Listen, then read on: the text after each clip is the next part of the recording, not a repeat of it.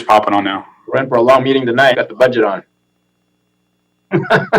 Yeah.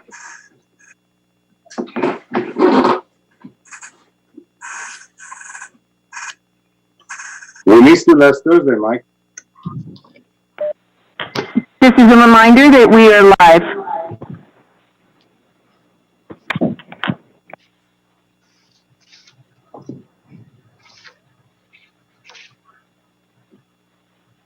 One, two, three, four, five.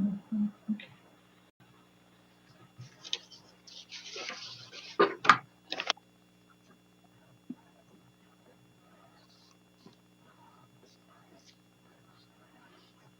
Just wait for Clint, and then we'll go ahead and get started.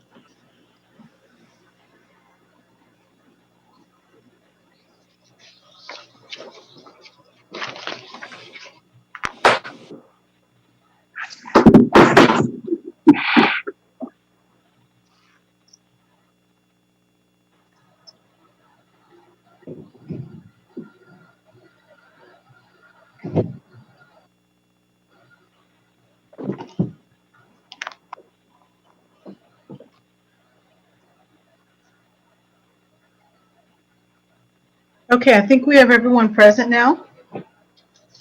Don't forget, everybody can mute your phones if you're not using it to Zoom. We're ready to begin the official Gardena City Council regular meeting for Tuesday, May 26, 2020. And Madam City Clerk, will you call the roll? Yes, Madam Mayor. Mayor Serta, Here.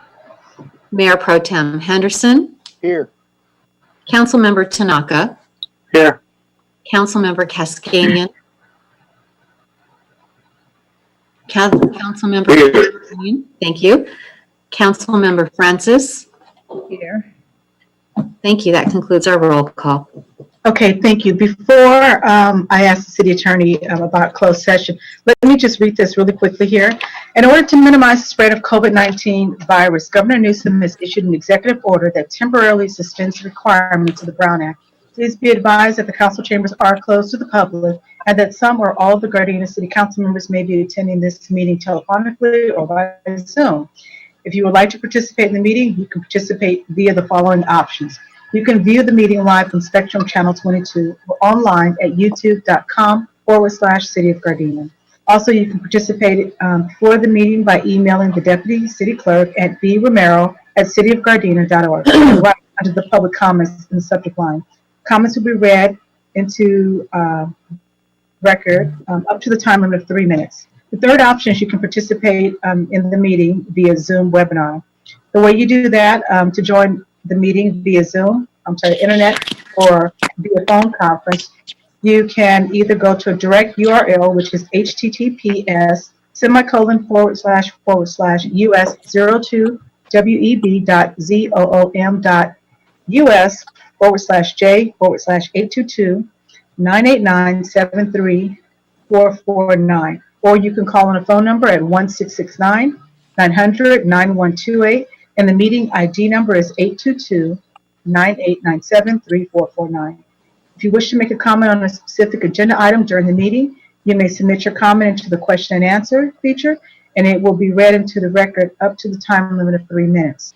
If you wish to speak live on a specific agenda item during the meeting, you may use the raise your hand feature during that time that you wish to speak. Members of the public wishing to address the council will be given 3 minutes to speak at that time. The City of Gardena thanks you in advance because we're taking all these precautions to prevent the spread of the COVID-19 virus. So at this time, Madam City Attorney, I believe I apologize because I forgot to ask the City Clerk, do we have anybody who wanted to speak on anything that was on closed session prior? Not that I'm aware of. Okay. Madam City Attorney, do we have anything to report from closed session? No, Madam Mayor, there was no reportable action taken tonight. Okay, thank you.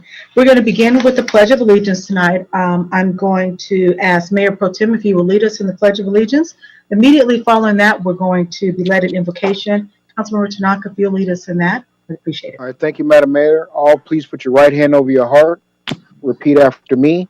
I pledge allegiance to the flag of the United States of America and to the republic for which it stands, one nation, under God, indivisible, with liberty and justice for all. Thank you. Councilmember Tanaka? Thank you, Madam Mayor. Let's pray. Father, we thank you so much for the opportunity to be leaders of this great city. We thank you that you allow us the common sense to run the city and make sure that our city is taken care of and that our people are well taken care of and that everything is as best as it can be under the circumstances. So, Father, we just pray that this meeting is a fruitful one, and we thank you for your guidance and your love and all the things that you provide us. And so for your name and your son, we pray. Amen. Amen. Okay, thank you. So next let's see. Thank you for leading us in the pledge as well as the invocation tonight. Let's see, under presentations, we have no presentations, no proclamations. We're going to move on to item number 4C1. Does any member of the council have any appointments to be made to any commissions, committees, councils, or boards?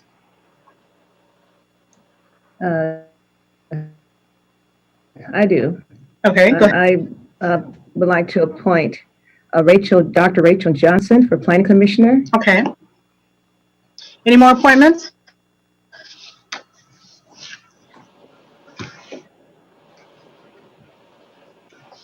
Are there any more appointments at this time? Is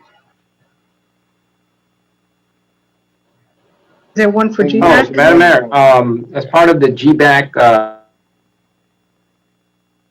the Gardena Economic Group Committee, I'd like to nominate Carlos Lifestro as my appointee for that committee.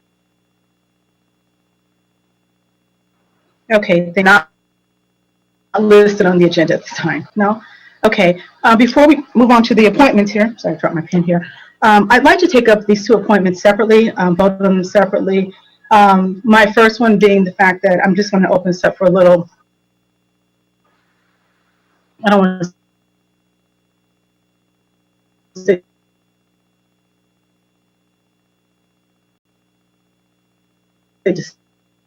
discussion, but I'm not in favor of Rachel Johnson, city council, and that she can't really make decisions for herself, as well as some of the experiences I've experienced with her during elections, where she's put out hit mail, paperwork that's actually gone to the community, and where people were very upset by the information because it bashed elected officials, as well as it just put the city down. Not to mention that even 3 years ago during an election, she advertised herself as a councilwoman when in fact she was no longer in office. So I just feel that in a position as important as the planning commission, you need somebody that has integrity and somebody who's honest. So it's for that reason that I'm going to vote no on that person.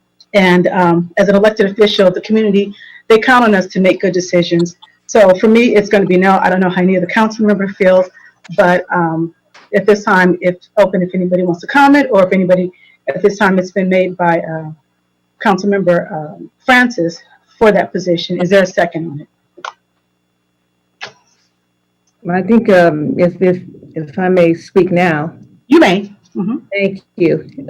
I think in political campaigns, lots of things happen. And one thing for sure, there are no permanent enemies, nor permanent friends in politics, just permanent issues. I think Rachel has been an outstanding member of the community. She's been here a long time. She's well educated. She has a doctorate in education. She certainly has the background and experience to act and work as a planning commissioner. And I think she brings a lot to the table. So I sure hope that the other council members would consider Rachel Johnson, Dr. Rachel Johnson, for this appointment. Okay. So in this particular item here for the appointment of Rachel Johnson for Planning Commission, is there a second? Is there a second? Okay, I'm sorry, there's no second on that item there. To the next one, it's for the appointment of, for the Guardian Economic Business Advisory Council for Carlos Lafostro. That was made by the city manager. Now, because the city manager is not a voting person, does somebody make the motion to appoint him? I move, Madam Mayor, this is Mayor Pro Tem Henderson. I move that we appoint Carlos Lafashue to the IG Black Board. Okay, is there a second? Second, I'm sorry, who did that? Tanaka. Okay. Okay, Madam City Clerk, there was a motion made by Mayor Pro Tem Henderson, and there was a second by Councilmember Tanaka. Will you call the roll, please? Mayor Pro Tem Henderson, Yes. Councilmember Tanaka, Yes. Councilmember Cascanian, Yes. Councilmember Francis, Yes. Mayor Serta. Yes. Madam City Clerk, I believe at a later time you will go ahead and swear in Mr. LaFleur at a later time. Yes. We will do Okay. that. We will do that. Okay, thank you. As you all know, it's new policy now that all commissions now, whether it's a commission, committee, a council, or a board, everybody now gets sworn in. It used to be a little confusing before, but now we've made it very simple as of this year. Okay, so we're going to move on now to our consent items here. Madam City Clerk, is there anybody from the public that wishes to speak on a consent item? No, Madam Mayor. Okay, thank you. Does any member of the council have any item on the consent that you would like to discuss separately? I have none. None. None. Okay, everybody doesn't have to speak, just if you don't, you don't. Okay, thank you. Okay, with that being said, since there's no questions or comments and no one from the public that wishes to speak on this item or any items under the consent, can I get a motion to approve as is? So moved. Okay, I'm sorry, you guys said that at the same time. Who said that again? Okay, and who's second? Tanaka. Okay, thank you. Madam City Clerk, there was a motion made by Councilmember Cascanian and a second by Councilmember Tanaka. Will you call the roll, please? Councilmember Cascanian, Yes. Councilmember Tanaka, Yes. Mayor Pro Tem Henderson, Yes. Councilmember Francis, Yes. Mayor Serta. Yes. Okay, next we're moving on to Planning and Environmental Quality Commission action sheets. There are two items here. The first one is item number 7A1. Does any member of the council have any concerns with that one? If not, we can receive and file that item. The next one is item number 7A2. Does any member of the council have any questions or concerns with that one? Nope. Okay, I have a concern with this. I'm not saying the project is good or bad or anything of the sort. I would like to see just a little bit more information on this one here. So I'd like to just call for review of that, to just see in a little bit more detail where it's going, the layout of it, et cetera. So for that reason, I'm just like to call for a review, how the project's laid out, color scheme, all of those things, exactly where it's going to be.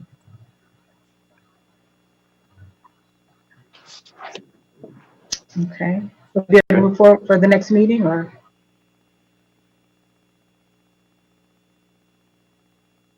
within a month? The second meeting of June, that's okay? That's fine with me.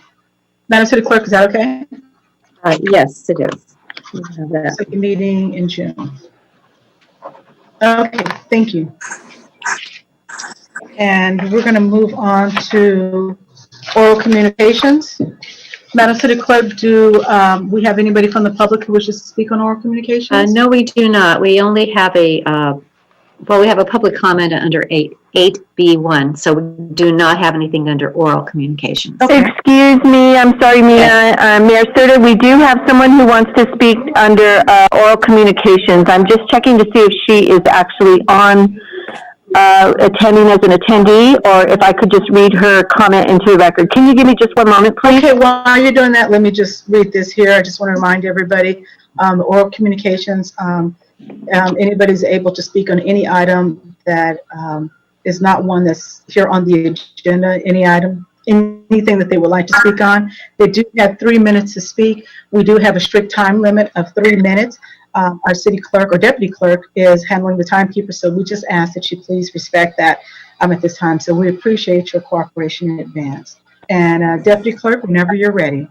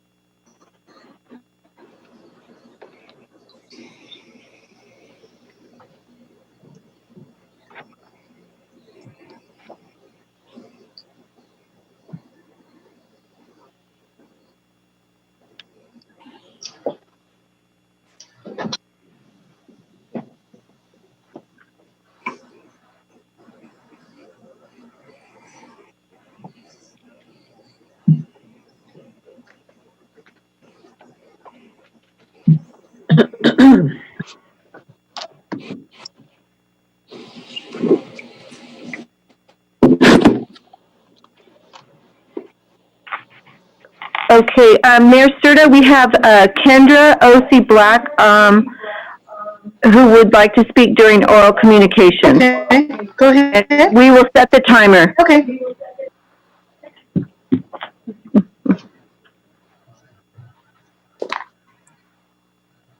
Can you hear me? Yes, please go ahead.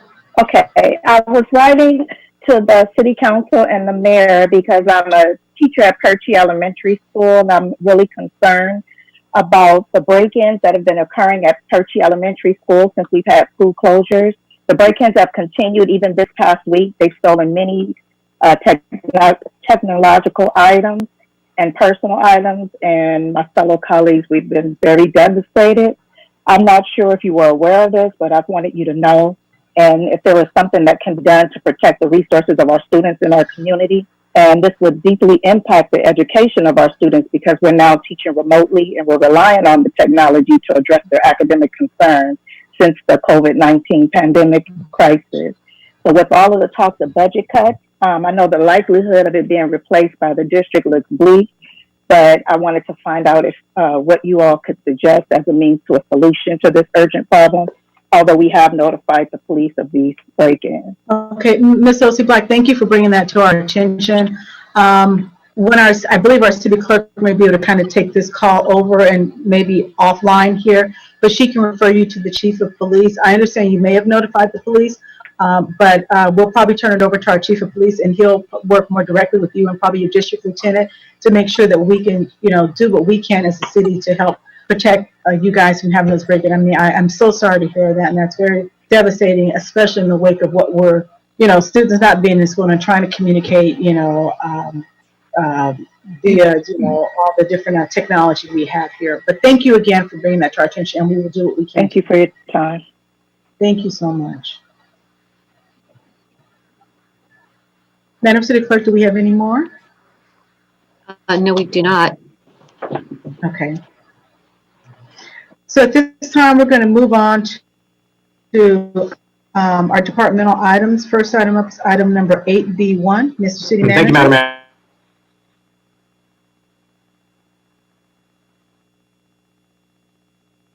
Item 8B1 is a public hearing, introduction of an ordinance making changes to the Title 18 of the Gardena Municipal Code relating to residential development and time extensions for entitlement.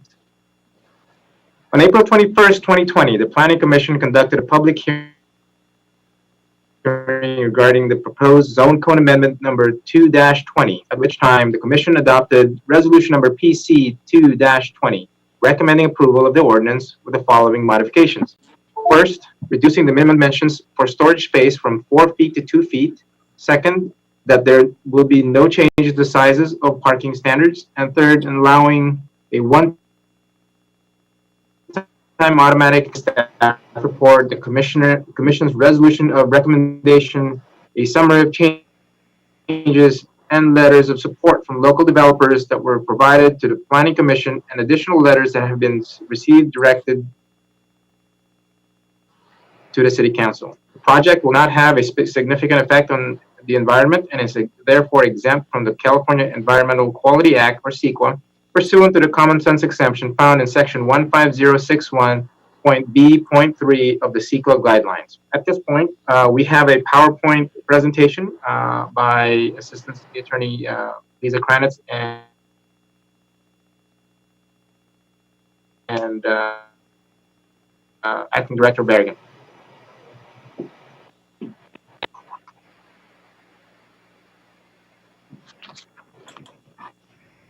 Hi, this is Lisa. Is Ray on too? I'm here. Can you hear me? I see a lot of heads nodding. Could somebody put up our PowerPoint presentation, please? Thank you. Ray and I are going to be splitting this up as to who's speaking. So I am going to start off the next slide.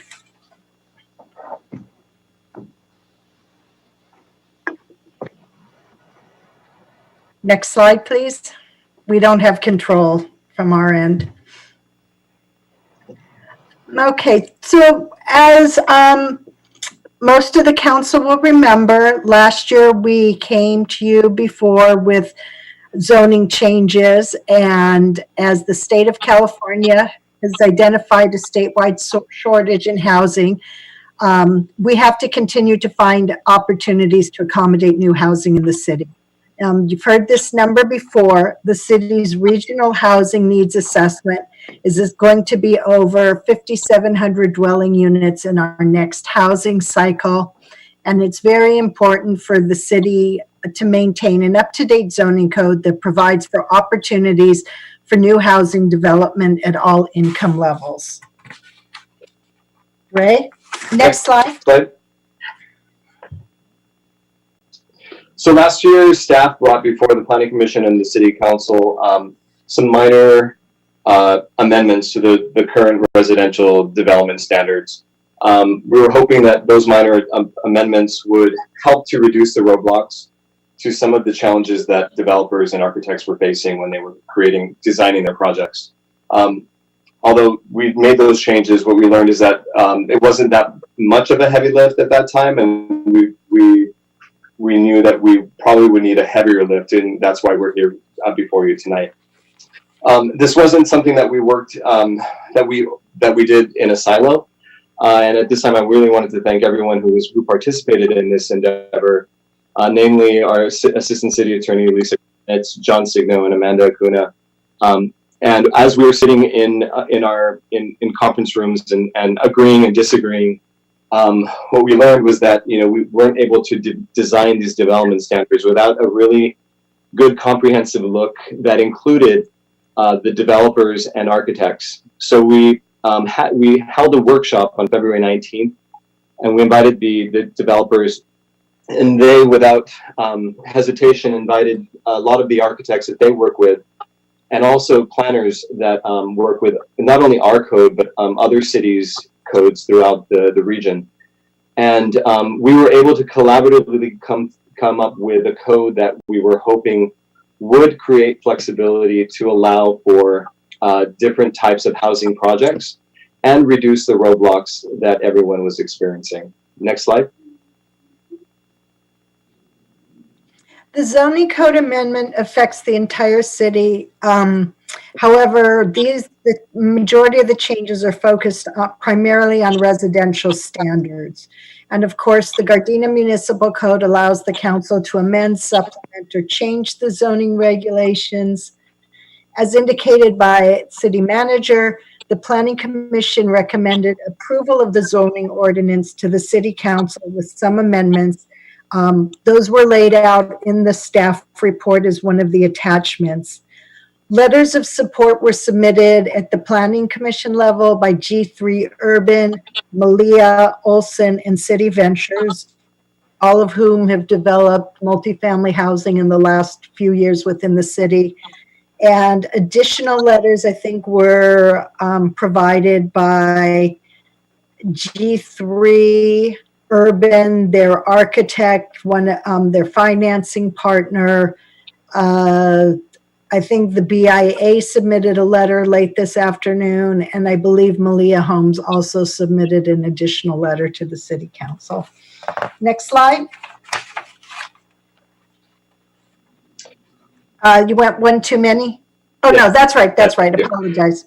So now we're going to go into the some of the highlights of the amendments that are before you tonight. Dwelling unit sizes, and our code currently has a minimum square footage for different types of housing, as you can see on this slide. 1,200 for 3 bedrooms or more, down to 450 for a bachelor and efficiency unit. And what we heard from the from developers and from architects is that the lifestyles have changed, tastes have changed, but also the way that houses are designed have changed, or homes have changed. And if we create a little bit more flexibility, there's opportunity to hopefully make room for affordable units and different types of housing that can be proposed other than what we see today. And so we wanted to, again, allow, you're going to hear that word throughout this presentation, is flexibility. And so that's what we wanted to start with, is to allow that flexibility, to remove that floor, and to allow the market to really determine what kind of housing product could potentially be proposed within our city limits. Next slide. That's you, Ray. Oops, there you go. The next modification that is before you tonight is the distance between buildings. And we brought this before the Planning Commission and City Council, and it wasn't as clear as we intended it to be, so we're bringing this before you again. And we wanted to clarify that the distance between buildings means the distance between buildings on a project site, not distance between buildings on a project site and an adjacent property. So we just wanted to make that clarification. And also, what we learned is that our code has a minimum dimension that may be a little bit too wide in certain instances. And so we wanted to, again, allow that flexibility and rather have the fire code, the building code and the fire code drive the distance between buildings. And next slide. And here are some highlights of how that potentially would look. And you'll see that in this slide, the rendering at the top is the current code at 10-foot distance between buildings. So Ray, that's the bottom slide. Oh, sorry, it's mixed up on mine. Yeah, on the bottom slide, and then on the top, some of the proposed projects that we have are 6.5 feet between buildings, and at the end you'll see a 9-foot distance between buildings. And this is where we could potentially go, is say 6 feet between buildings. Again, there is some room around the buildings. It isn't 10 feet, but it creates opportunity potentially for more units or different types of units. And of course, the building and fire code would drive that distance.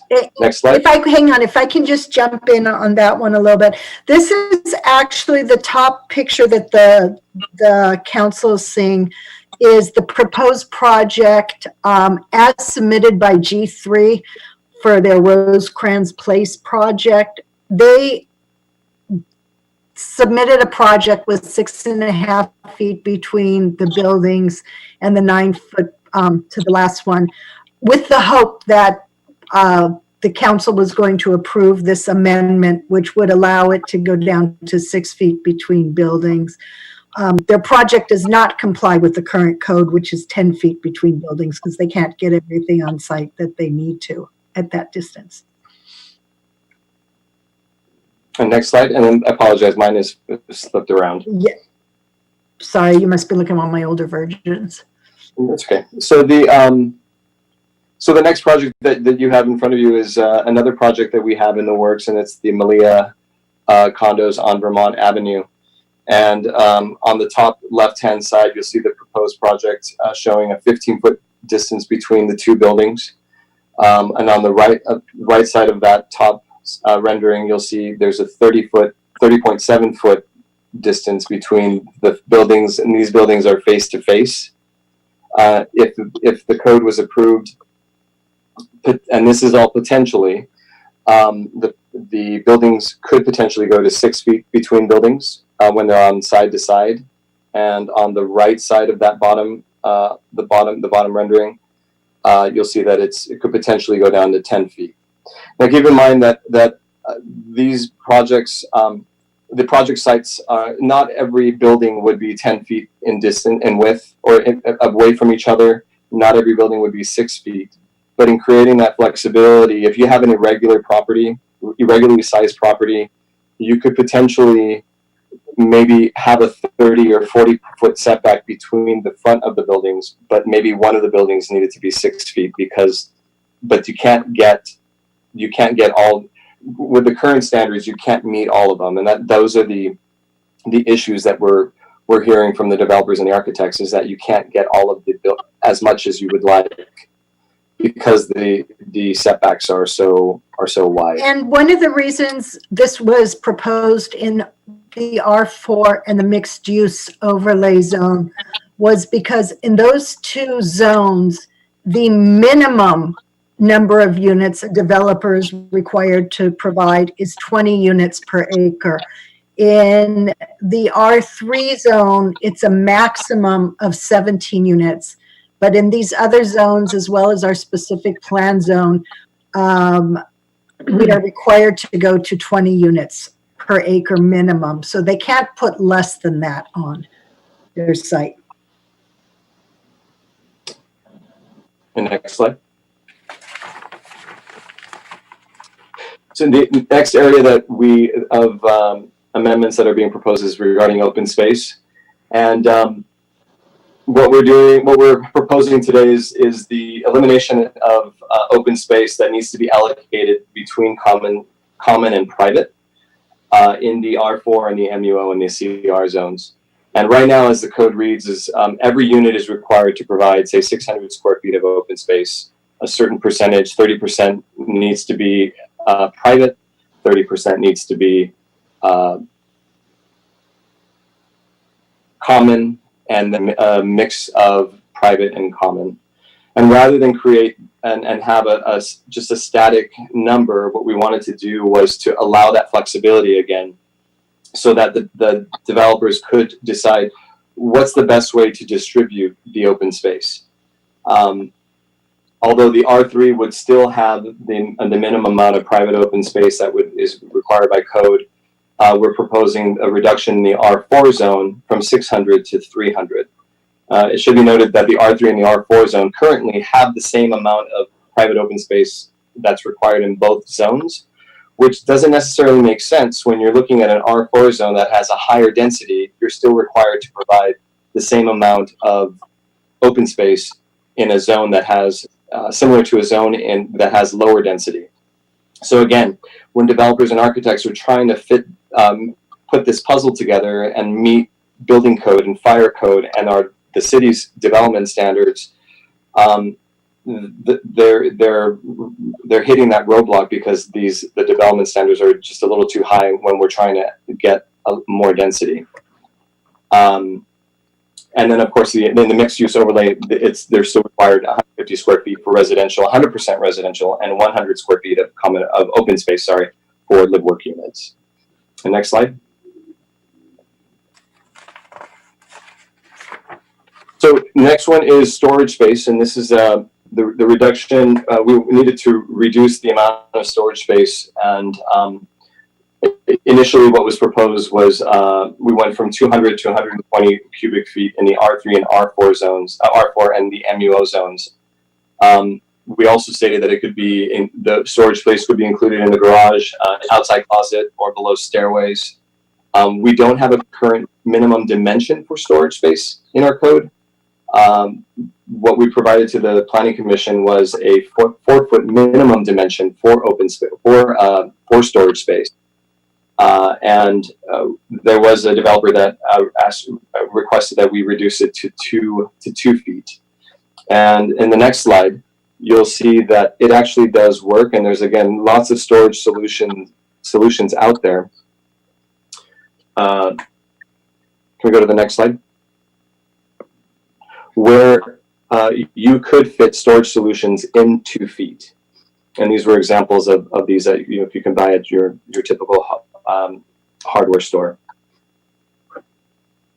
Next slide. The next round of changes that we're going to talk about are changes to the parking standards.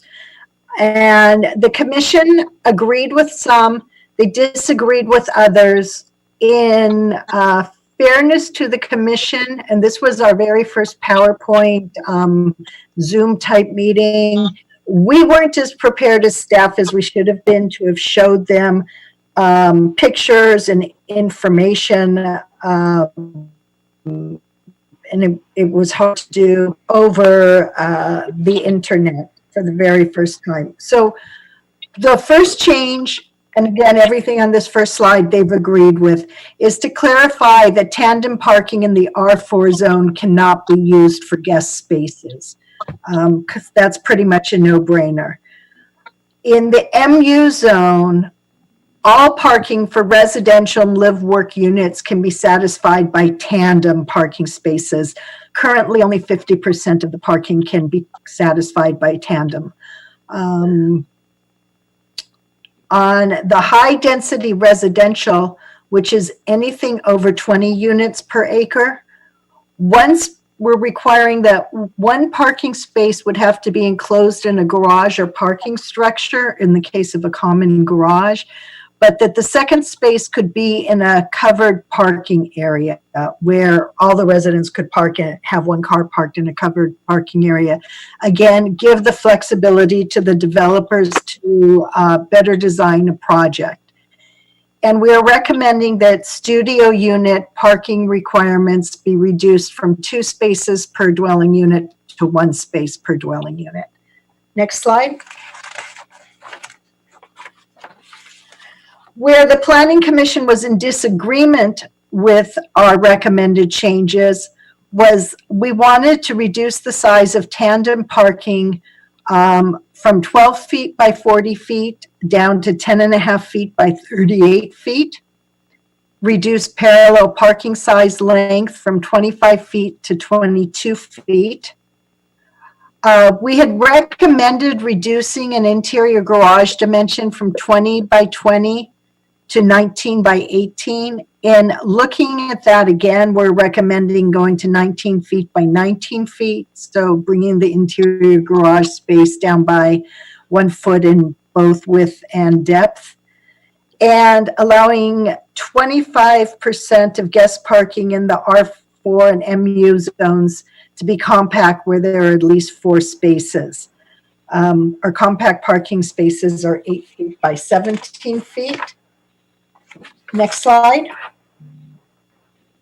We're still recommending the changes to the parking sizes as shown on the previous slide. As I said, the Planning Commission did not have the benefit of looking at different vehicle sizes, except for large trucks, which won't fit into even a standard garage. The longest vehicle that John Signo and I found was basically 18 feet, and the widest vehicle is about 6.5 feet. Your full-size pickup trucks are 21 feet, so they won't fit into a garage regardless. And at with those types of dimensions of vehicles, most cars actually fit in our compact parking spaces. And compact sized cars are generally about 15 feet long. Can we go to the next slide? So this chart on the left-hand side shows the dimensions of various vehicles that we found, from the Subaru Outback, which was the lengthiest vehicle at 18 feet.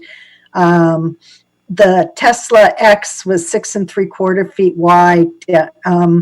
And then you get all the way down to the VW Golf, which was under 6 feet wide and less than 14.5 feet deep. On the right is a chart of our existing dimension standards and the proposed dimension standards. So tandem parking, as I said, we wanted to reduce it to 10.5 feet wide, which would still provide about 2 feet on either side of the vehicle, and 38 feet deep, which would be a 19 foot per car depth. And since most of these cars, none of these cars are 19 feet, you will still have space behind the cars when the garage is shut.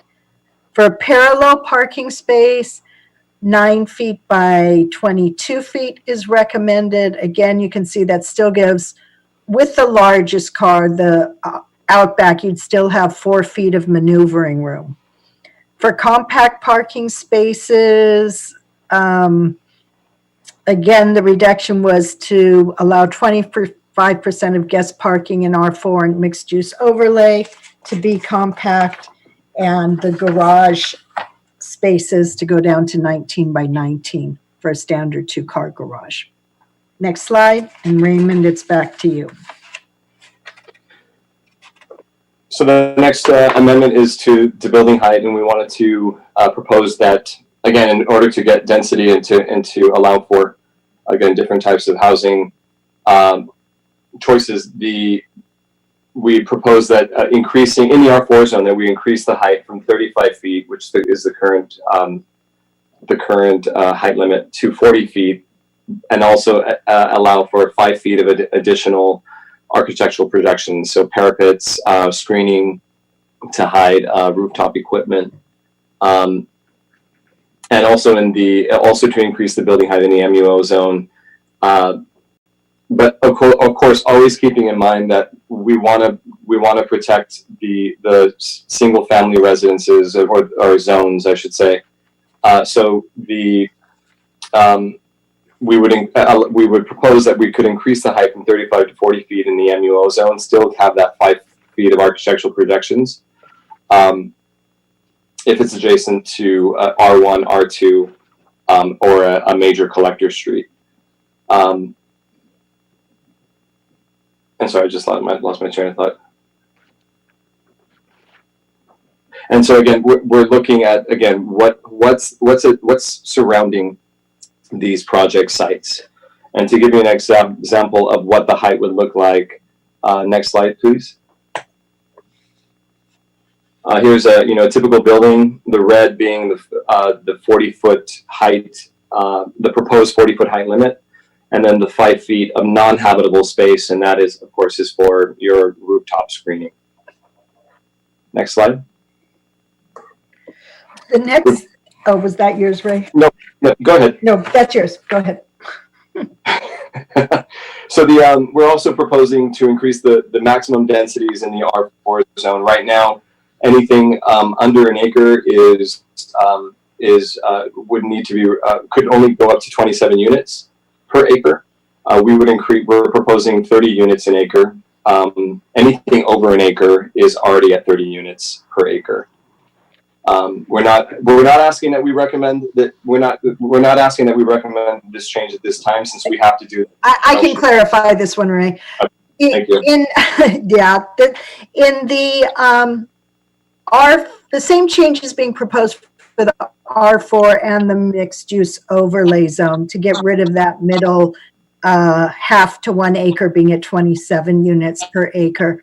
My bad. I didn't realize that in the R4 zone, the high density zone, the step density was also included in the land use plan, which means we have to amend the land use plan simultaneously with the zoning change. So while we're still in favor of the density change for the R4 zone, we will bring that back at a later date, but we are recommending it can go forward for the mixed use overlay zone at this point, because in the general plan that only had a maximum density, which we're staying within. Next slide. That's yours, Ray. So the next amendment would be to setbacks, and right now the R4 and R3 standards are the same, and so we want to go ahead and differentiate between the two. So again, we're keeping into consideration what's surrounding the project. So the higher the building, the greater the distance from R1 and R2. The setbacks we're proposing alteration to the setbacks again to allow for the minimum density or the proposed minimum density in the R4 zone. And And also the setbacks would be adjusted in the MUO as well. But again, the idea is that the closer you are to single family, the greater the setback would be. And if the building goes taller, we want to maintain that distance. Next slide. The next changes we've discussed are changing the standards for the mixed-use overlay zone. Currently, the mixed-use overlay zone requires that there be a commercial component if residential is put into place. This has been satisfied by a lot of developers with a live-work component on part of their units, or they've proposed a small amount of commercial space. I think everybody knows over at Artesia Square, they're supposed to be live-work units, but they've never really been that viable. Live-work being that the bottom floor could be for a hairdresser or a manicurist or an attorney who would have their office downstairs and they would have their home upstairs. They haven't really panned out to bring those commercial uses where they're live-work units. And G3 has recently experienced that the smaller commercial developments in this day and age, especially now after COVID, nobody can lease them out. The space sits empty. It just becomes an eyesore and a detriment to the residential community unless you're just going to fill it with not as desirable commercial type uses as you would want. These types of storefront just don't work that well in this day and age. The second change we're talking about for the mixed use overlay zone is to reduce the minimum lot area to 1/2 acre from 1 acre, again, to give more flexibility to development. As we're going to go forward in a few months and start working on the housing element and changes to the zones and additional changes to zoning standards to increase the amount of housing that can be produced in the city, you'll see that these are starting to be the forerunners of this type of requirements that we're going to have to comply with in any event. Next slide. The next set of changes we are recommending is to the specific plans. Currently, the code requires that a housing project that's greater than 5 acres have a specific plan. Embarrassed to say, and shame on me for not catching it, we've allowed housing projects greater than 5 acres to simply go in under the existing development standards because they worked and no one even thought about looking at a specific plan. Based on that, we don't see why somebody should have to go to the additional time and expense to draft a specific plan for a project greater than 5 acres when it works within existing zoning. Second change would be that a specific plan could be for a single lot development. This change is actually required for the GLAD development of the apartment building up on Crenshaw Avenue that the city is currently processing. Currently, specific plans are supposed to encompass more than one lot. The GLAD will be one lot when it's all combined for one apartment building. And I work in other cities where you can have a single lot specific plan. Again, specific plans give you more flexibility, let you come up with better development standards for a specific project that may not fit into any of the city's current zoning. And we're recommending eliminating the requirements that are in the Gardena Municipal Code as to what's included in a specific plan when those requirements are not set forth in state law. It just creates more work, more time, more expense for developers to draft sections that may not even be applicable and staff to have to review them. And we see no reason to go over and above what state law requires. Next slide. The next set of changes we're talking about are to site plan reviews. We are proposing to give the director more authority to approve site plan review for minor changes to existing buildings and expansions where there's no more than 10% in the floor area, I believe it is. And then we are proposing right now, when you go through site plan review, our code requires that one of the requirements that the Planning Commission or Council on Appeal looks at is, does the use fit in? That's really not the appropriate consideration on a site plan review.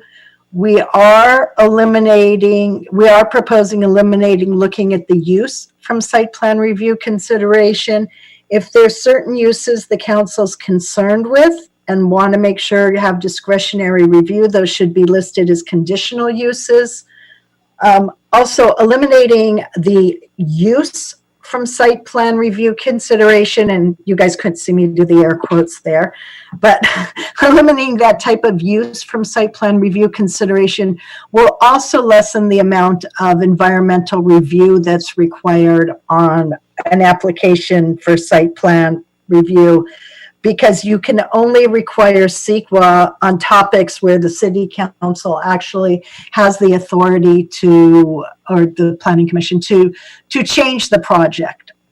For a use like a condominium project, as you've heard both Peter and I say throughout the years, you have to approve housing if it meets all the development standards. So even with site plan reviews, state law doesn't let you say, no, you can't put in this project. Therefore, there's no reason for the use to be considered when it's allowed as an allowable use or a conditional use under the code, because it's already covered somewhere else. Next slide. And the last set of changes we're talking about relates to extension of entitlements. The zoning code currently provides that approvals in Gardena for site plan, CUPs, variances, and administrative adjustments are only valid for 1 year. And then if there's a showing of good cause, they may be extended one time only for 6 months. We have proposed 2 amendments. One is an automatic 6-month extension for all permits which are currently in effect as of March 16th, 2020, to account for the impact caused by the COVID-19 pandemic, because we believe that anybody who comes forward with an extension will have good cause, and there's no reason to burden staff with taking everything taking them to the commission or reviewing them administratively. So just give the automatic extension. And the second amendment was to provide for multiple extensions of 6 months for good cause. Next slide. The Planning Commission recommended adopting the one-time automatic extension, but it recommended against providing for the ability to obtain multiple extensions for good cause. With due respect to the Planning Commission, we are still recommending that the council adopt the multiple extensions for good cause because we are more conservative than our neighboring jurisdictions. And can you go to the next slide? As shown by this chart, we have the Gardena existing, the Gardena, what we're proposing to add those unlimited 6 months extensions either by community development director is currently allowed by the code or the Planning Commission. Some of the neighboring jurisdictions, their site plan reviews are good for 2 years. Carson, Hawthorne, El Segundo. CUPs can be good for 3 years in Hawthorne, 2 years in El Segundo. But even where they have only 1 year extensions or possibly even shorter, approvals than Gardena has. There's no limit on the amount of extensions that a developer can get for good cause. So it's our recommendation, especially we don't know what the future holds, to recommend that the council approve allowing good cause extensions beyond one time. And with next slide, and I think you take it from there. Right, yeah, so this project is exempt from CEQA, exempt from pursuant to the common sense exemption and also minor limitations in land use. The next slide. And also and there was a placeholder, but the public hearing was advertised in the Gardena Valley News. We did receive an additional letter of support from Borstein Enterprises, and that was submitted as part of the record. Next slide. And with that, staff recommends that the City Council conduct a public hearing, discuss among City Council, and introduce ordinance number 1820 with the following changes. Change minimum size dimensions of storage areas to 2 feet. Allow reduced garage dimensions of 19 by 19. Delete changes to section 18.18.020E relating to allowed units per acre in the R4 zone. And with that, staff is here for any questions that you may have. Thank you for your time. Okay. Before I open the public hearing, Mr. City Manager, is anything else you'd like to say before I open the hearing? No, ma'am. Madam Mayor, that's all we have. Okay, so at this time, the public hearing is now open. Madam City Clerk, is anybody requested to speak on this item from the public? Yes, Madam Mayor, we have a speaker who is Diana Victoria Coronado. She is with the Building Industry Association, LA Ventura chapter, and she would like to speak on this. Okay, I'll let her go ahead and speak now.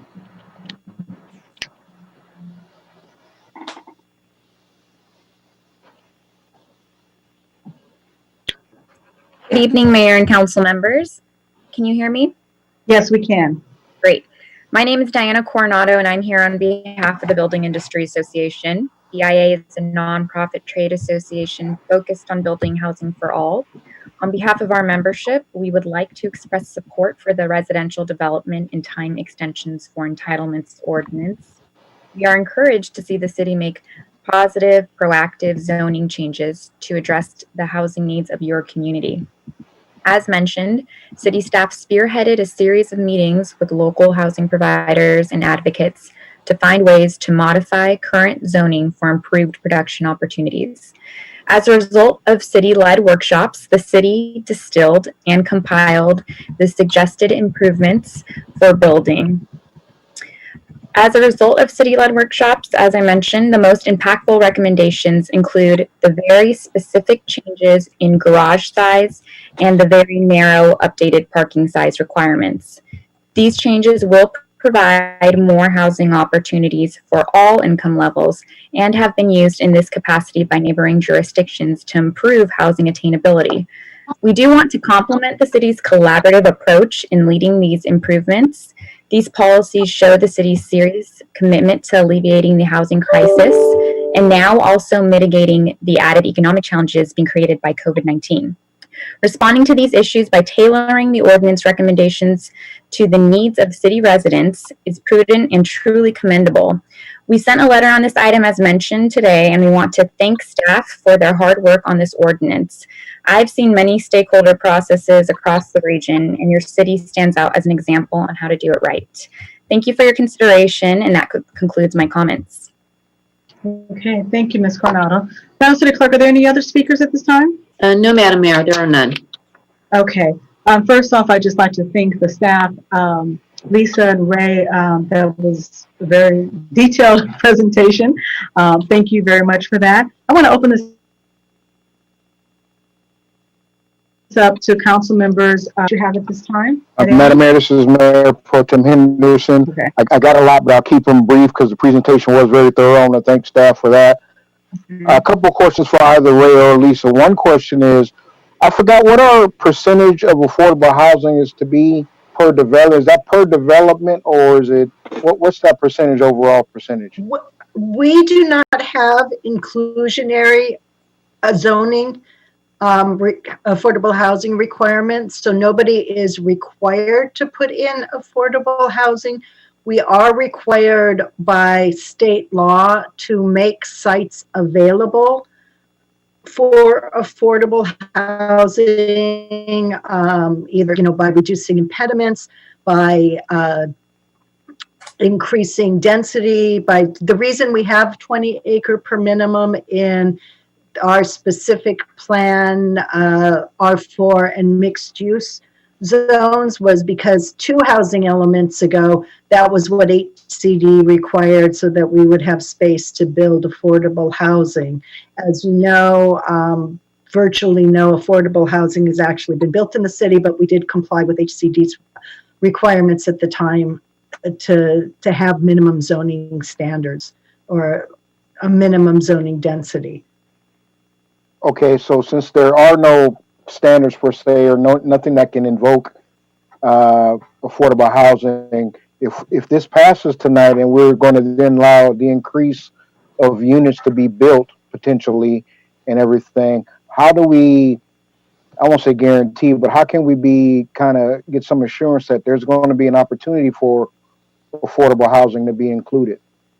I want to clarify that at this point, we're not actually increasing the allowed density in our zones, except for that one change where we were going to get rid of that, make that middle level category between 0.5 and 1 acre in the R4 and mixed use zones to where it's currently 27 units per acre. We're not increasing anything in the R4. This will help the developers reach the floor of 20, and I think they can go up to 30 units per acre in the R4 and the MUO currently, but no one can get even close to that with the current standards.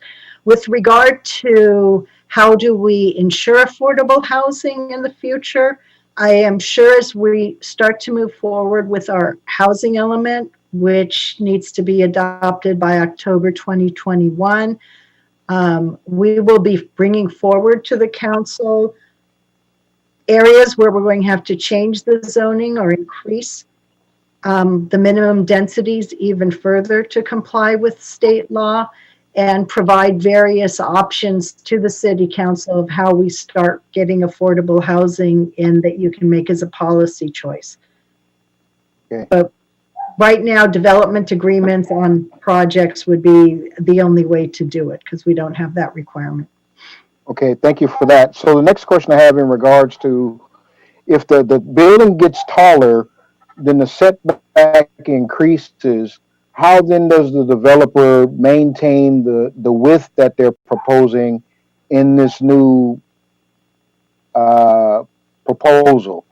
Because they're going to lose that footage that they wanted to keep that 6 feet between buildings. Ray, that's a you. Well, that's so if the building, so for the building height, when you're going to hire a building, that you could now allow for, and I'm not, and let me know if I'm answering your question.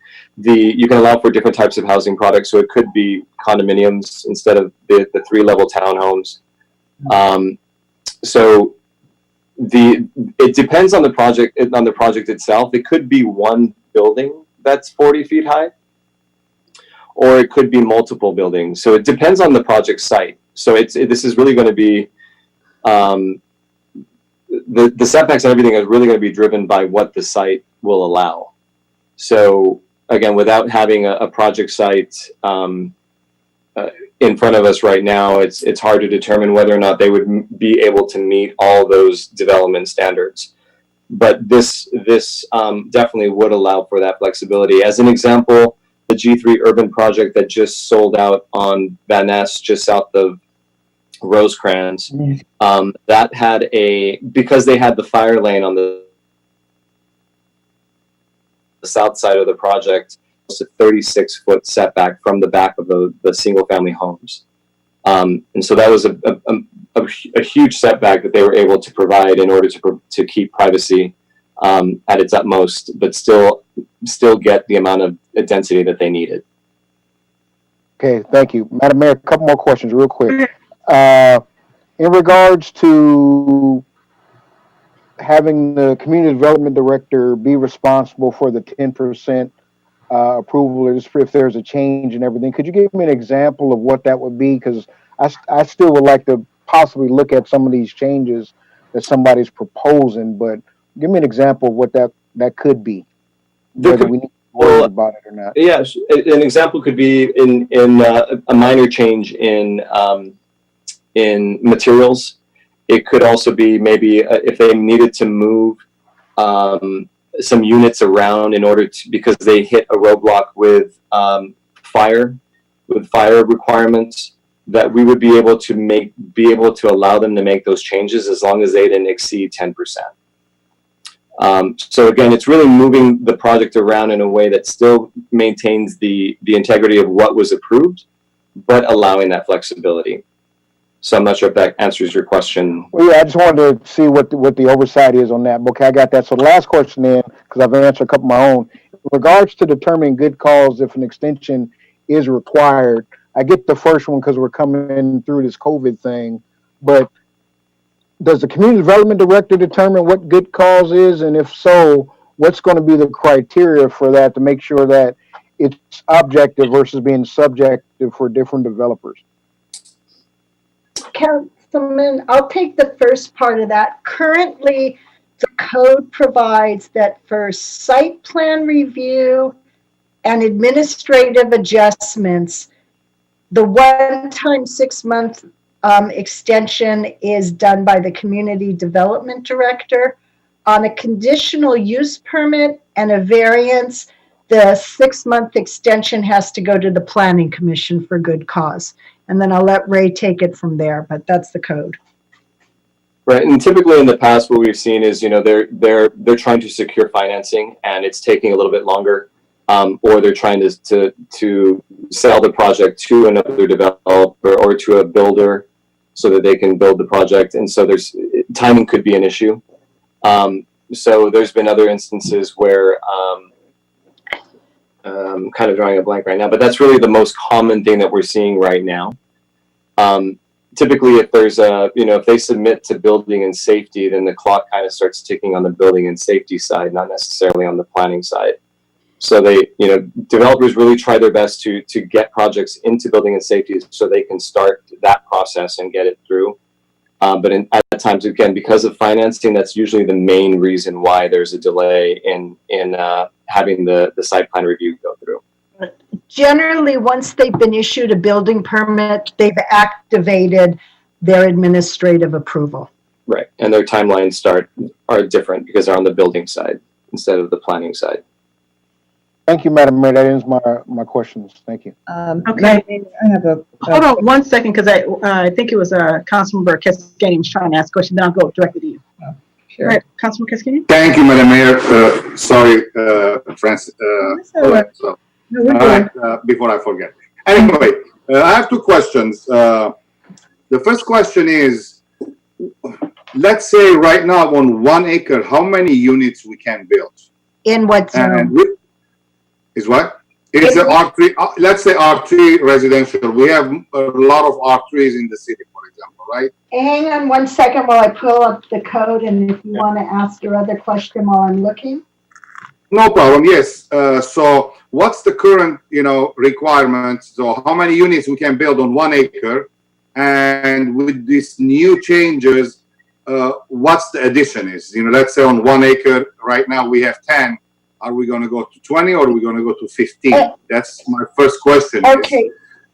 In the R3 zone, the density is 17 units per acre. We're not making any changes to what is allowed. R3, 17 units per acre. The R4, if you have 1 acre, right now you could do 27 units per acre, and that's where we were talking about in the R4 and the mixed use, to taking it up to 30 units per acre, because that's pretty much going to be the zoning that HCD is going to want to see. So it's going to be additional 6 units on R4 if we make these changes, right? No, 3 units.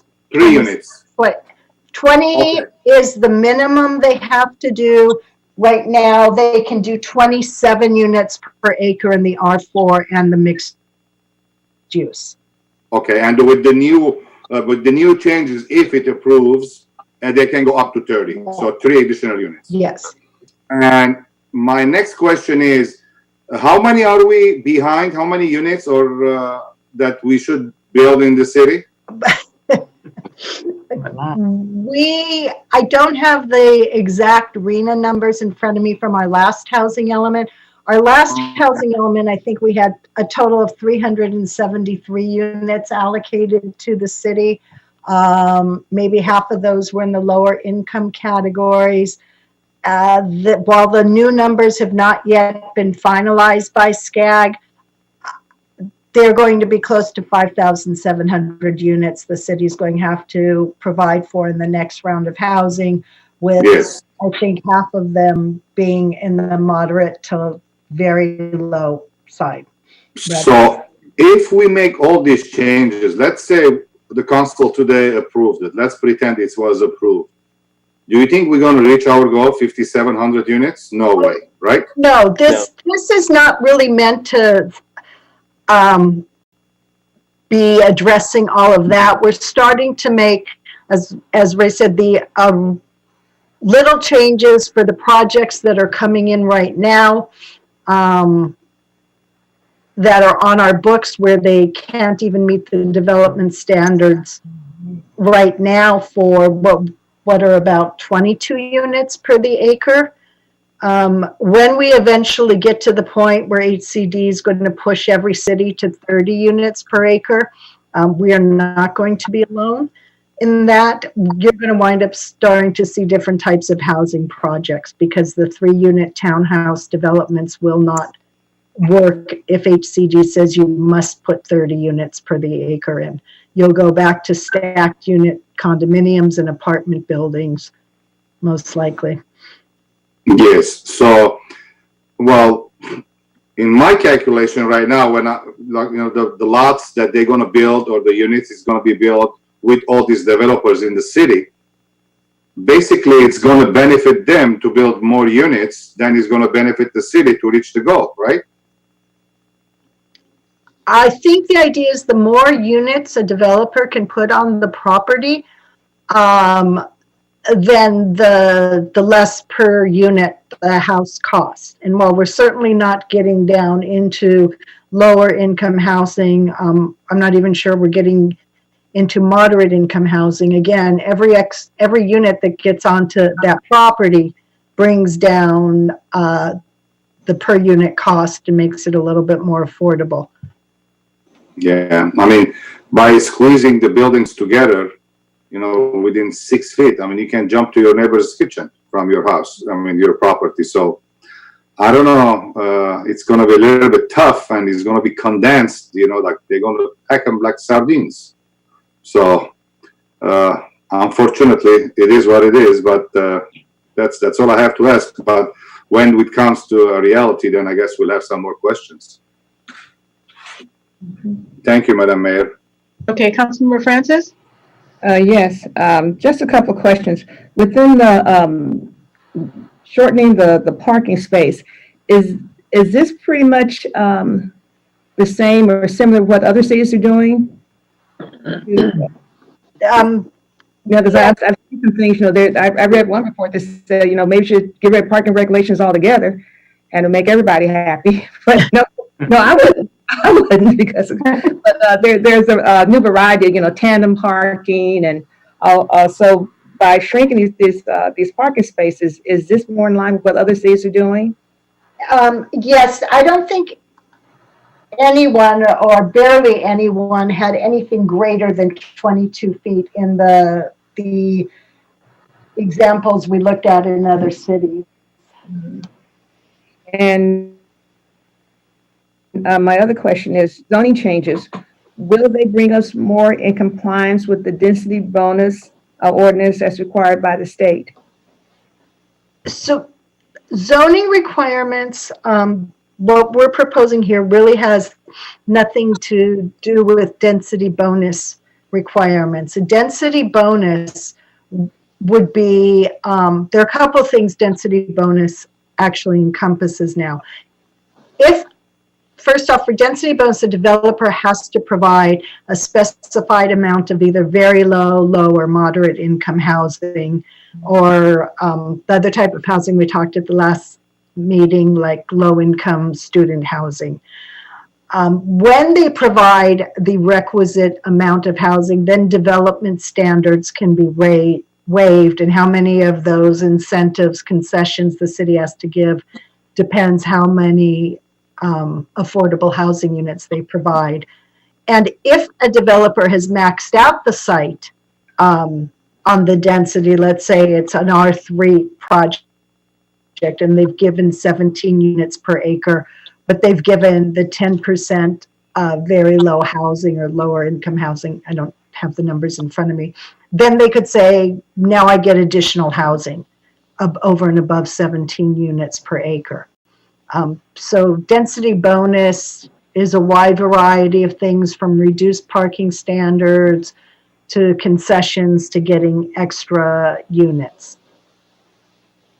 But these changes are just separate and apart. These are just helping, basically what you've seen being built around town lately of the city ventures and G3's project on Van Ness, and who else? Oh, Malia's project, where they need a little bit more flexibility still providing that. More with the extensions, are you suggesting that a developer gets unlimited number of extensions, or is there a set number that's included? As drafted, it would be every 6 months. They'd have to show good cause. The council could certainly limit that to a specified number of extensions if they wish to do that. We've just found in our comparison to other cities that Gardena has the tightest time frame around, which can make it difficult sometimes to activate those administrative approvals. I think especially if they are tied to a map, where a map has a longer period of time. Maps are generally good for 2 years, and the state always extends maps because of downturns in economy. And you've got to get your map final before you can start building, then you can't necessarily be ready to go in a year if your map's taking longer. Okay. Any more questions? Yes, Madam Mayor, I do actually have another question, Lisa. Go ahead. And in regards to, actually another question and a point. In regards to now, because we have the COVID and the retail spaces on the bottom are now having challenges with people leasing those, but a lot of projects that are presented actually do illustrate retail on the bottom. So now what would be the trend to then take up for that retail space that would never get leased? So I don't think Gardena's had a project with retail on the bottom outside of the live work unit. Mm-hmm. And the live work unit, you can't separately lease that space to anyone else. The person who works in it has to be the person who lives in it. So if I own the unit, I couldn't lease it out for Carmen to have some sort of a clothing store or anything on the bottom floor. So the idea would be that it would be residential all the way along. There will certainly be projects that will come along in the future, I'm sure, where you're going to get more into the Gilad type project, where it's stacked apartments or stacked condominiums, but it will be in such a location where you could possibly do commercial on the bottom. For that project that's going to come forward on Crenshaw, it's mid-block. It's not a great location for commercial. But you will eventually get those where there's an integration between a higher density unit top and then retail commercial on the bottom that would service those types of retail. I think when you drive, is it Lincoln Boulevard towards Playa Vista, you've got those apartment buildings that have, I think, a gym and a pizza place and maybe a market on the bottom floor and the apartments on top. And it's like you've got built-in customers right there. They just have to go downstairs.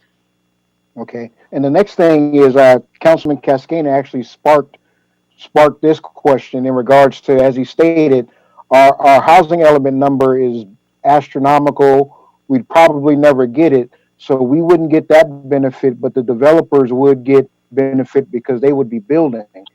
Would this be the time, and as Mr. City Manager, I'd probably talk to you in the city manager piece of it, to start talking about maybe some local hire ordinance or some project labor agreement or something where we can get some sort of benefit out of all the development that's happening, knowing that we'll never reach our number, but at least we got something along the way. Okay, I'll suggest it as a steady towards the end in the director's part. I just was thinking about that. Thank you, Councilman Cascanian. Thank you all. Mayor Pro Tem, when we do have conversations with prospective developers, one of the first things that we ask them to do for us is obviously to, some of the things that you talked about, hire locally, so that at least we get the benefit here, the economy here, and our workers in Gardena gets benefit from some of these developments. But certainly, yes, suppliers as well. Suppliers and workers, we stress that with them, and for the most part, we get a positive response, and they agree. But ultimately, they would have to decide that. But that certainly is one of the things that we ask them to do. Thank you. Okay. Are there any more questions? One more quick question, Madam Mayor. Cascanian, go ahead. This question is for Mr. City Manager. Do we have the percentage of those promises that was promised and was delivered? Let's say how many, employees do we know that it's been hired, or if they used our local plumbers, lumber company, because we have two big lumber company in the city and we have lots of plumbers. Councilman Cascanian, I don't have that off the top of my head. I'd have to do a research on prior developments that we had some kind of an agreement to use local trades personnel and suppliers. We would have to look into that. I'm just curious, so I would know that if they are, keeping their promise or not. That's basically. But if it's obviously if it's part of the agreement, I would think that we would have to hold them accountable to that. But obviously, if it's just a conversational piece made during study session, for instance, then there's nothing to hold them to the fire. But we can certainly look into it. All right, no problem. Thank you. Mr. City Manager and Councilman Cascanian, to add to the conversation, because of constitutional challenges that would be posed, there has never been an agreement where there's an actual requirement or a specific quota in these agreements. Those are, agreement contracts between the contractor and the subcontractor. What we have had in the past have been established goals of recommendations, but we've never had an actual per se quota, because again, that would interfere with contractual relationships and would pose constitutional challenges if we were to make such a requirement. However, we've always, it appears from the past, we've received positive feedback and cooperation from the prior developers that have been participating in Gardena. No, I know. I mean, I'm not saying that we should force them or we should impose that on them. I was just, because when I was the chair for the planning commissioner, and I always, at the end of the meeting, if they came with the presentation, I did suggest them, they can use local, lumber company, electricians, or, they can work with our vendors. So, I mean, there was just a suggestion, that I will put up in front of them. But again, I was just curious, when they say, yeah, we will do it, and I would just want to know what's the percentage of the, the developers are keeping their promise that, yes, they would use. I'm not saying that we can impose it. No, I just, just a number so I can say that, oh, yeah, they are fulfilling their promises, So I know it's just a conversation. Thank you. Okay. Are there any more questions? Okay, I have a couple, and then we do have a person who would like to speak on this item. Back in the presentation, we were talking about the different, like the 1,200 square foot property, single family units, and so on. I think it was early on in the presentation. When you were talking about the single units and you were mentioning like the square footage was 450 square feet, I'm just trying to put this in my head. A garage is what, normally about 400 square feet? Is that something like that? Correct. Okay, so this will be just a little bit larger than a garage, and that's what we're talking about reducing down to as a requirement. What we're doing is removing the, if I understand you correctly, what we're doing is removing the minimums in general. So we're not establishing a new minimum, but we're allowing the market to really drive what the unit sizes would be. The other question I had was in relation to, we're talking about reducing the space in between from 10 feet down to some of these to 6.5 square feet. Is this something that we also maybe talk to, and I don't know who the official title, like fire commissioner or something, because I think it's important that we take that in consideration, because when I drive through other cities, for instance, like Hermosa Beach, Manhattan Beach, and I look at how close these properties are, you're talking about 3 feet, and I know it always poses a very serious fire hazard in the event one building catches on fire. I mean, it's, you know, it's so easy for the next one. I mean, did we take that in? I mean, I know we took that into consideration, but did we also consult as well with fire? Because, I mean, we could be setting ourselves up for something here by going to 6.5 feet. Mayor Serta? Yes. What the code change is actually recommending is to say that the distance between buildings would be determined by the local building and fire codes.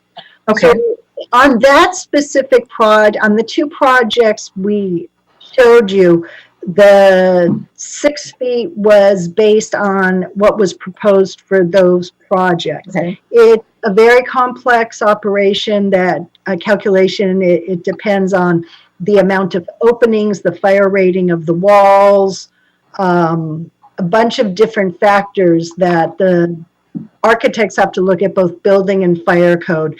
Nothing would ever be approved that the fire department said was too close or that didn't comply with building codes. So we're not setting a 6-foot minimum. We're not setting any minimum. What we're saying is they'd have to comply with building and fire codes. Okay. That being said, 2 more quick questions here. When we're talking about open space, and I'm just in my mind, I wonder, let's just say if we're referencing MBK homes. When I took the tour of those homes, and I noticed when you first walked in, they had like a little, I guess like a little grassy area as you walked in, and then also the balcony. When we talk about the open space and the 30% there, is that what we're counting, that part there, or are we counting the common space here? And again, I'm just using that as an example just to get a visual here. Right. So we're talking about both. It's right now the code says there needs to be a minimum for both common and private. Okay. And what we're doing is we're allowing the developer to see what works best. They may want to do a lot more, bigger private open space, and maybe a little bit more, a little bit smaller common open space, okay. Or vice versa. But it would be up to them rather than to us to dictate, because right now how the code is written, it's one size fits all. So we're trying to create that flexibility so that they can make better design choices.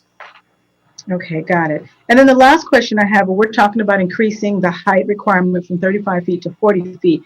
I guess in my mind, are we talking almost something like a 4-story type of building? And I know I'm still taking into account for that extra 5 feet for architectural or extra things on the roof here. Is that pretty much what we're looking at, possibly potentially 4-story buildings, I'm sorry. But potentially, correct. Potentially, okay. And then with the 5 feet for the extra architectural stuff. Okay, so that pretty much answered my questions there. Any more questions? I do know we have a public speaker who would like to speak. Any more? Okay, Becky or Mina, our public speaker, I think it was Mr. Martinez who wanted to speak.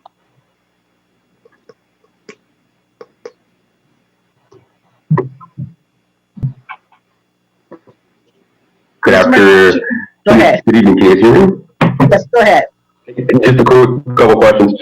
We're doing this presentation, we're talking about it, and a lot of times my thoughts were saying I don't think we have enough information right now, because it seems like there's a lot of questions in regards to kind of the whole point of the presentation. maybe didn't answer all the good stuff for us to make a really good decision. So I'm just trying to understand what's the whole point is. The whole point is so we can give the developers more freedom so they could do kind of whatever they want. And is that going to promote more people coming to the city to live in the city, or what's the whole? I'm still trying to understand that. Is it just trying to give more power to the developers to do whatever they want to do? So I'm just curious with that, because it seems like there's a lot of questions, and we're trying to. We're asking the developer, hey, use locally. Now that's a good point, but we can't really do that per se. So that's just my question. What are we trying to accomplish with this? That's it. Okay, Ms. Marquez, I don't know, does staff want to take this, or would you like for me to take this? Sure. So it's not necessarily what to give anyone more power. It's really the code was written and amended over the years. The code is written in that really reflected single family housing, and that isn't necessarily being built anymore. So we're really just connecting the dots. So we're modernizing the code, so it's reflective of the housing that's being built now. So that's really what we're doing. Otherwise, we're always going to be in this situation where the code doesn't match modern architecture, modern efficiencies, modern building codes, modern fire codes. So really, it's just updating the code so it's consistent with where we are today in 2020. Right. Okay, are there any more questions or comments before I close the public hearing? I'm sorry, Mina or Becky, do we have any more speakers? I don't believe so. Okay. If there are no more questions or concerns about... Actually, we do have one more from Mr. Martinez. Okay, go ahead.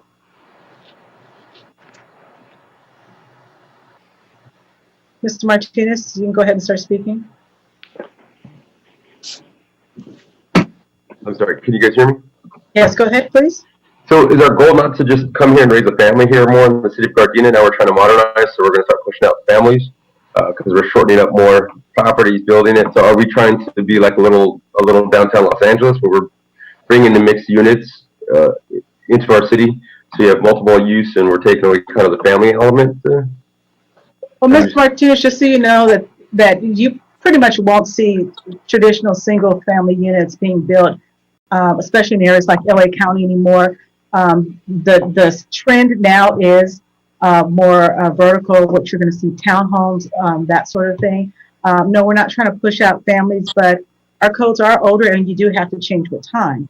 So we're trying to make sure that we're still going to be in compliant. We're not just amending to what a developer wants, but that's why it comes before the city council. That's why we open it up to the community if they want to ask questions. But over my 11 years, I've seen a lot of projects that have come through, as well as many of the council members and staff members here, where we're trying to make so many of these variance type of changes just to make it work, versus our codes just need to be updated. As with anything, as time goes on.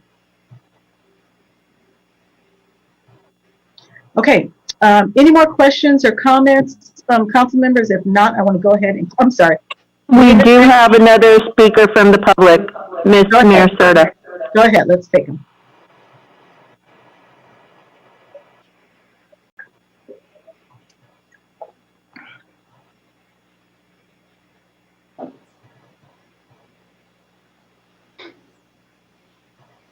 Okay, speaker, if you're on, you can go ahead and start speaking now.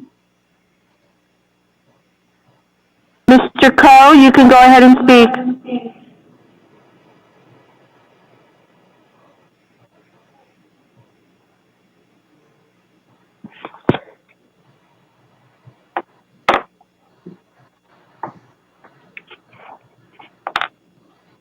I guess he does not want to speak. Okay. Okay, well, I was trying to give him a little time in case he was typing his message in to you. Okay, with that, we're going to go ahead and close the hearing at this time now. And 9:05? Hello?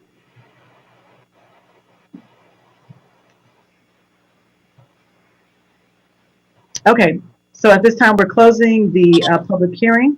And I'm going to ask, does any member of the council wish to introduce ordinance number 1820? Madam Mayor, Yes. we would need to, with that motion, know if it's with the changes and pulling up the staff report. I'm sorry, repeat that again, please. Can you speak just a little bit louder? Yeah, I'm looking for that. The recommendation is the ordinance, is it with the changes that are included in the staff report on the last page of the staff report, which would be to adopt 1820 as presented with the recommended change to the minimum dimension of 2 feet for storage spaces, That's right. the minimum garage dimension of 19 by 19, and elimination of the increased density in the R4 zone. Okay. So, 2 by 2 for storage is kind of small, but. Not 2 by 2, not but 2 by 2 by storage, just minimum dimension. Minimum dimensions 2 by 2. But with that being said, so you need to find out, is everybody in agreement to this, or are we introducing the motion? Are we okay with that? I'm a little confused here. That would be staff's recommended motion. That's staff recommended motion, and the question is the council okay with that?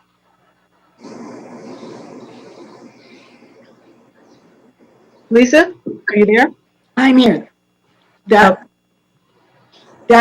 is what staff is, yes, we want to know if council just wants to make that motion as stated by me, which is set forth in the conclusion of your staff report, if somebody wants to make that motion, and then second, and if that doesn't get seconded, then I guess we'd have to discuss what are the changes the council wants. Okay, understood. Okay. So the question is out to the council now. Is everyone okay with the recommendation that has been made by the staff? If so, can I get a motion to approve it as is? I guess you guys want more discussion on this. You want this to come back? Madam Mayor, this is Mayor Pro Tem. I would just like to get some more oversight on the variances that the community development director would have. I mean, not necessarily change the decision, but Okay. just to make sure we're aware of what some of the changes that are being proposed by the developers, so we can A little bit more detail. A little bit more detail. Okay, a little more detail. Any other suggestions then, since it seems like a motion's going to pass for this? Is anybody? Well, Madam Mayor, Go ahead. I'm one of those proponents about parking, and I'm still kind of grappling with this, making smaller spaces. And you know, you look at some of those vehicles that were on that sheet, and you know what? They're the smallest trucks you can find. Okay. So I'm just, I'm not real happy with the parking issue. Okay, so you'd like a little bit more information on that? Yeah. Okay, anything else since we're open this up at this point? Is it possible that the council will sit with the staff and get some more detailed information, as you know, my colleague said, you know, not by one by one, but maybe all of us, like near future, and get some more idea, and maybe we can give our ideas to, you know, what do we need and what is it, you know, so we can discuss it there more.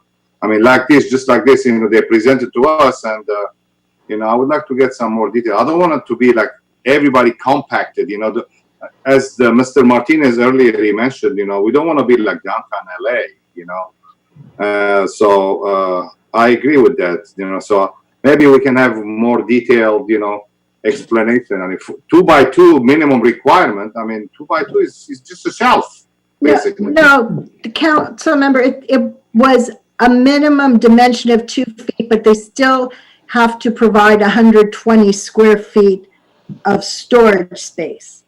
Yes, yeah, I see. So that's why, I mean, maybe like a sort of like a study session, or you know, maybe we can sit down face to face. You know, obviously, you know, I don't know when is the time requirement for this. If we're going to do a social distancing, or we can go into the chamber, everybody sits in one end and discuss this. You know, maybe we can come up with a solution. So you know, that's why I'm kind of agreeing with. Councilmember Cascana, just more specifically, what parts would you, in the presentation you saw, what would you like to get a little bit more information? I mean, I understand what you said. It's Well, some packages there, so we can move forward and make those changes. Yes, as my colleague mentioned, Tanaka, Councilman Tanaka, I am, for the parking lot too, because we do have parking issues in the city and in the businesses too as well. So I would like to see that, resolved, or at least, maybe in our term, everybody, with the current council, that, we try to solve the parking issues in the city. So by us doing, the tandem parking, that's going to be creating issues. Okay. So that's one of my top priority too as well. Tandem. The parking is a top priority. Okay. Anybody else, since we're probably going to send this back to staff? Any other concerns? Okay, so with that being said, what I guess we're going to be doing at this time is we're going to send it back to staff if we can get a little bit better clarification on these items here, and if you could present it back to us at that time, just because there was a lot that you're talking about making changes to, and we just like some better clarification on this. Mayor, I just want to clarify, what I heard was more information regarding site plan review, what the community development director would have authority on. Mm-hmm. And basically the only other issues I heard were parking issues to be resolved. So we just want to make sure we come back with the right information to the council, but those were the only two issues. Okay. And Councilmember Cascanian, I think you were speaking more to the fact of, I guess you want to make sure that it's not looking like downtown LA. So I guess, and you're muted. The density. Unmute. Art, you're muted. I need to get the sign from mute. Okay, thank you. Well, yes, that's right, Madam Mayor. I don't want to see it like that. And plus, like instead of 6 feet, you can jump to your neighbor house. I would like to see that little more gap, as you mentioned too.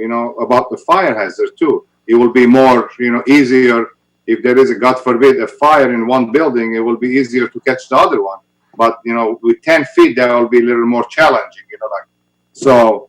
I think, with the 10 feet, the space will be nice too. I mean, I would like to see that 30 feet that we were there. So, but I understand. But no matter what we do, the bottom line is no matter what we do, we're not going to get our goals with that 5,700, units.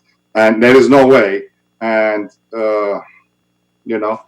anyway, we'll discuss this later on. That's my point, ma'am. That's okay, but that's what you'd like for the staff to come back with more of that information. Okay, Yes, Lisa, is that a better clarification for you? Little bit, yes. Okay. Okay, with that being said, that's what I guess at this point we'd like to do is ask the staff if they can come back with some better clarification. So we will not be introducing ordinance number 1820 at this time. Okay. Madam Mayor? Yes. Is it the council desire to bring this back to a study session or a full council agenda item? I personally think a study session might be a little bit better for us because we can kind of toss it around just a little bit more. I think that might be a little bit better because now we've all had the opportunity to see it, and we can kind of go back through it in a little bit more detail there. And any update information, we can just kind of divulge into it a little bit better. So I think that would be probably better. Study session. Everybody okay, Madam Mayor. Yeah. Okay. Okay. Yeah, that's right hand gestures. Okay, so we're going to move on to item number 8C1. Mr. City Manager. Mayor Serta, members of the City Council, agenda item 8C1 is a presentation of the City of Gardena's proposed 2-year budget for fiscal years 2020, 2021, and 2021 to 2022. Presented for council consideration is the City of Gardena's proposed 2-year budget for fiscal years 2020 to 2022, including the general fund, enterprise fund, special revenue funds, and all other fund types. The proposed budget is being presented to the City Council and the public and will be available for public review and comment until the June 23rd City Council meeting. The proposed budget is based on the city's current financial position in light of the dire economic impact of the coronavirus on the city's revenue streams. Following the presentations, which we have a presentation for you tonight, the proposed 2-year budget will be posted on the city's website and also available in the city clerk's office. The final draft of the proposed budget will be presented for approval on June 23rd, 2020.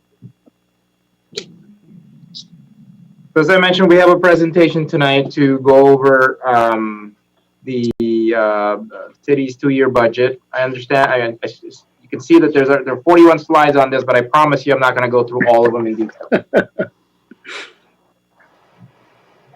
Next slide, please.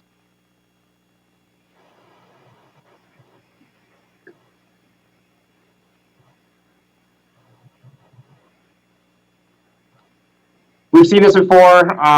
We've shown it to you, and regardless of the time and difficulties that we are facing, our mission and vision has always been the same, and that is to our mission is to individually and collectively commit to maintaining an efficient and effective government that ensures the highest quality of life, a safe and attractive government, and a sound economic future for the community. Our vision is to be one of the most desired communities and to live, to do business, to work, and to play in the South Bay. And our duty is to, as public servants, is to provide reliable service guided by a commitment to these core values. Next slide, please. As you know, we are currently in the middle of a pandemic, also known as a COVID-19 event, which has completely decimated and destroyed not only our economy, but our local economy in the South Bay, in Southern California, in the entire state, and in the country, and worldwide. Just a quick overview. I think it's important for us to talk about this a little bit. We declared a state of emergency for the city on the 16th of March, and we closed the city campus to the public. On March 17th, LA County announced the first COVID-19 confirmed case in Gardena. On March 17th, as well, we initiated and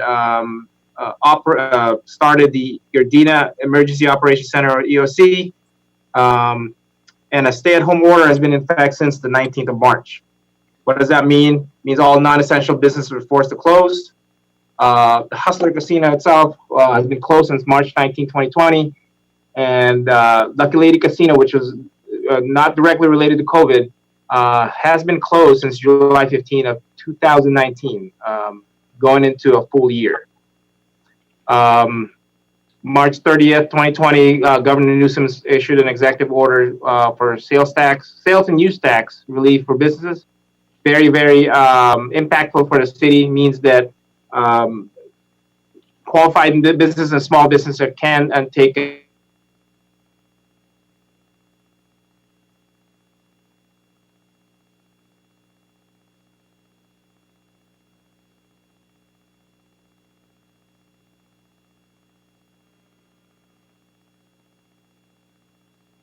and that got a very, very big impact to our city finances. Next slide, please. We do have a roadmap to reopening. As of May 8, 2020, LA County allowed non-essential business to reopen with pickup, curbside pickup, and adherence to social distancing and infection control protocols.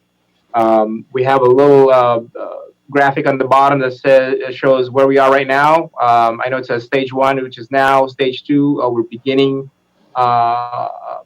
stage 2 on the very, very first stage of the second stage. And then stages 3, 4, and 5 are to be determined because those consist of some of the highest risk businesses. Next slide, please. Next slide. To give an overview and history of our general fund reserve. So currently what we have is a 25% contingency reserve or general fund reserve as it relates to general fund expenditures. It's very, very good. I can report that to you because most cities adopt a 10 to 15% reserve policy. How does that help cities? It helps maintain our credit rating. We are rated highly because of that huge general fund reserve that we have. At one point, we actually had it at 41%.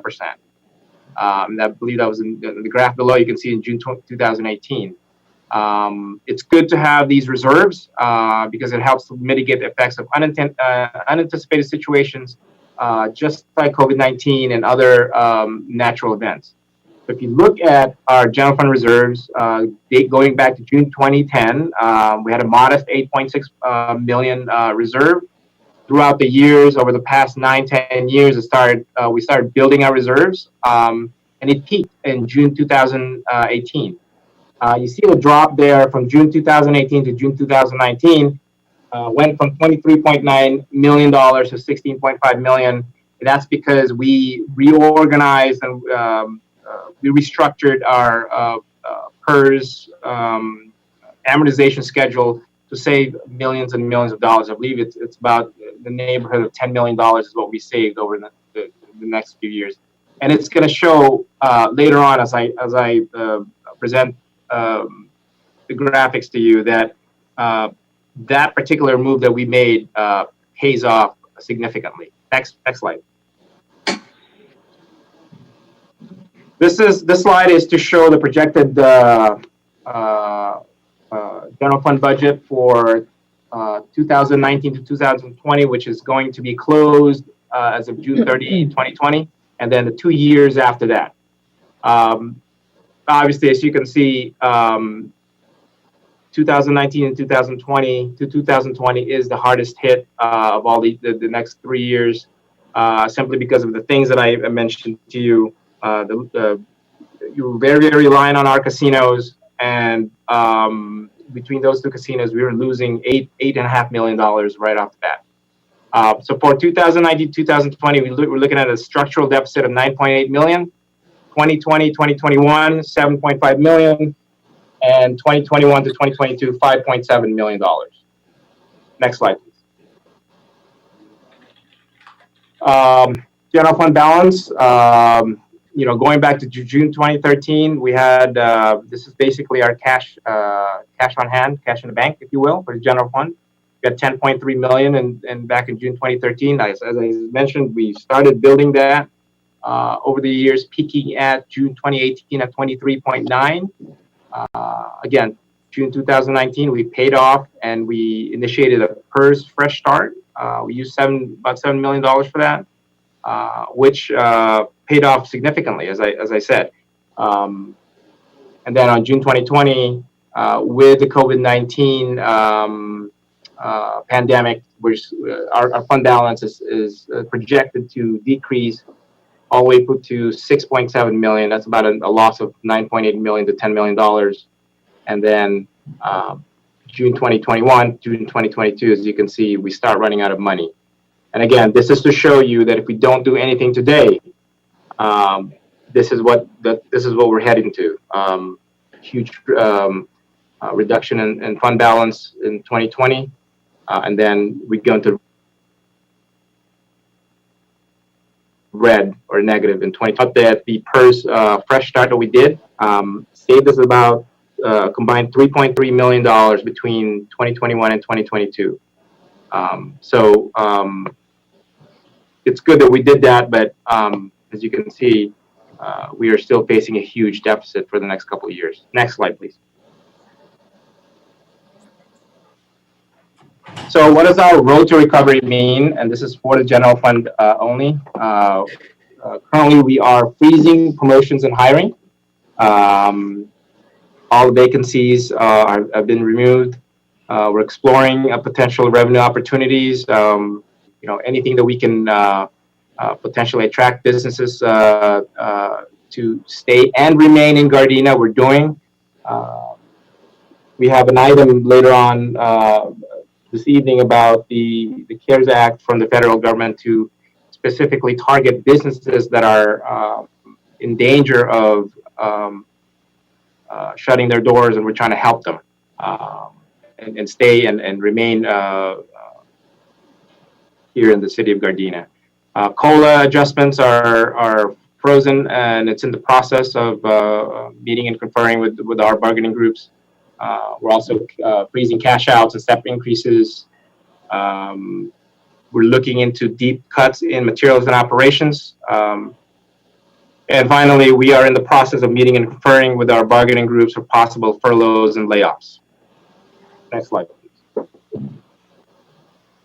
This is, slide is just to show you where we are as far as our hiring freeze and our vacant positions. It pretty much amounts to about $4 million for 35 positions that are currently vacant in the city of Gardena. Next slide, please. This slide just shows the hiring freeze as implemented throughout the city per department. Next slide, please. So what does all this mean as far as why is the revenue not coming in? It's basically, you know, it's a revenue problem, but we also, we were counting on certain things from, you know, the federal government or the state just to give us some kind of stimulus, some stimulus funding. Unfortunately, you know, the biggest one here that's on the list is the CARES Act, which is the stimulus funding from the feds. We're simply not qualified for a direct funding. We're getting a little bit of money, about $375,000 for small businesses, $75,000 for our residents, but nothing in the form of direct funding as a relief for our city. To be qualified for the CARES Act, your city must have a population of over 500,000. If not, then you must go through the state and the LA County to receive funding. As you know, the state has announced that they have a $54.5 billion deficit as well. So the likelihood of us getting some of that money is probably not likely. There's only 6 in California's 482 cities that meet the threshold. So, you know, the rest of us are waiting. There's nothing that is promising at the moment that's coming from the federal government. The Paycheck Protection Program is just for business only. The city is not qualified. The HEROES Act is pending but not likely to pass. FEMA reimbursement is only for COVID-19 reimbursable expenses. You know, things that we have spent in our emergency operations center are reimbursable, but only 75% of that is allowable. Not only that, it could take years, you know, to get it back, and that's not an assumption that has been proven from previous emergencies that the state and the cities have had. FEMA just takes years to reimburse funding. Even with that, I mean, we're talking about maybe $100,000 to $150,000, but not much to cover the huge deficit that we have. Next slide, please. Next slide. So COVID-19 impacted our top 5 revenue sources, starting with a huge, the biggest one that we have is with sales tax. With sales tax, we know that we just recently passed Measure G. During our initial estimation, Measure G was supposed to be bringing in approximately about $7.5 million a year. Now the projection is 30% less than that projection because of business shutdowns and stay-at-home order, and we're now looking at just $5 million from that. Bradley Burns is our the 1% tax. That's projected to be about 15% less than the prior year. Card clubs, as you know, and as I stated, Lucky Lady has been closed for about a year now, since July. Hustler has been closed since March this year. So that represents really about a 53% decrease from the 2019-20 budget. And this is assuming that Hustler will reopen on September 1st at 50% capacity, and Lucky Lady reopened on January 1st, 2021 at 50% capacity. Again, this is still looking at 53% decrease. Property tax, we're looking like that's going to be decreased as well, because the county is waiving penalties and fines relating to payments that they can demonstrate the hardship, which most people are going to be able to do that. So we're thinking that's going to be down as well. Business licenses are going to be down simply because the operations of business are reduced if not shut down. And then some of the transfers that we get from other funding sources like gas tax and SB1 are also down because the allocations to those funding sources are also down. Again, this is a revenue problem across the board. So you can see there's a lot of reds on our revenue streams. Next slide, please. So for general fund proposed revenue for fiscal year 2020 to 2021, we're looking at an 11.4% decrease, around $7 million. Again, this is the first time that the card club revenue is not on the top 5. Next slide, please. For 2021 to 2022, compared to the 2020-2021 budget, we're going to start to see an 8.2% increase in revenue, or a $4.47 million increase. Why is that? Some of the businesses are starting to go online. Card club revenue would eventually starting to pick up, and sales tax would start to pick up. Again, one of the things that is really saving us is Measure G. Without Measure G, again, this is you're looking at another, $5 million revenue loss from what we're projecting. Next slide, please. This is just another slide that shows our revenue streams from general fund for the next couple of years. As I mentioned, if you can see here, everything is red. From 53% to 58%, everything's red, except the sales and use tax. Really, Measure G is saving the city at this point for the next couple of years. Next slide, please. Again, this is a revenue issue. We have some statistics here that we're presenting to you. Over 90% of the cities are considering layoffs and furloughs, or cutting public services. 72% are considering both of them. Huge numbers on the bottom here as far as what it means to our taxes and revenues. A total of $6.7 billion in all cities. This is just staggering losses throughout the state and throughout the country. And by the way, this is just for California. Next slide, please. I want to talk about a little bit about expenditures. Next slide. This is for fiscal 2020-2021 general fund. We're looking at a $61.8 million expenditures.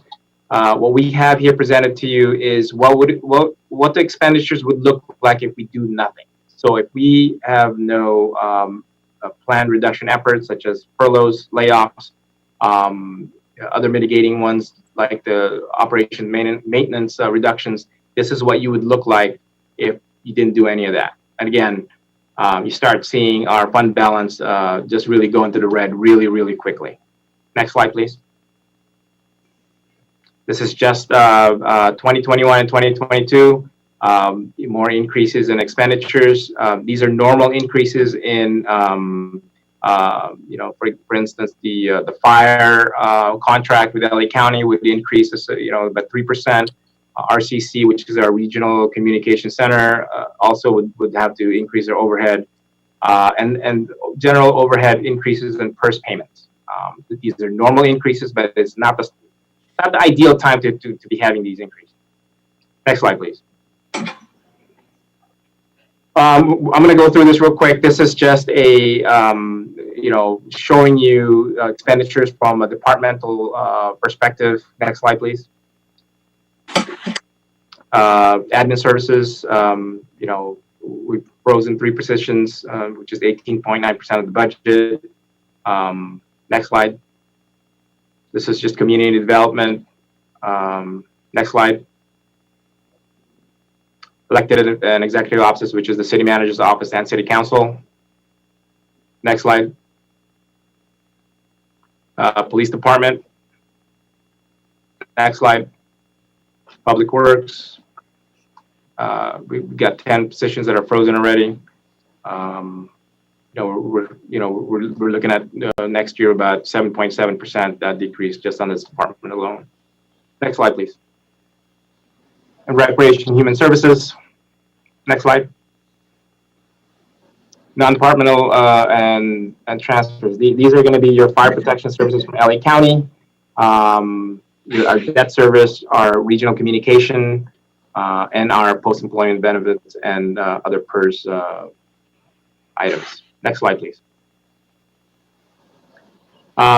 Next, we're going to talk a little bit about G-Trans. G-Trans is not immune to the massive decreases that we're seeing. Next slide, please.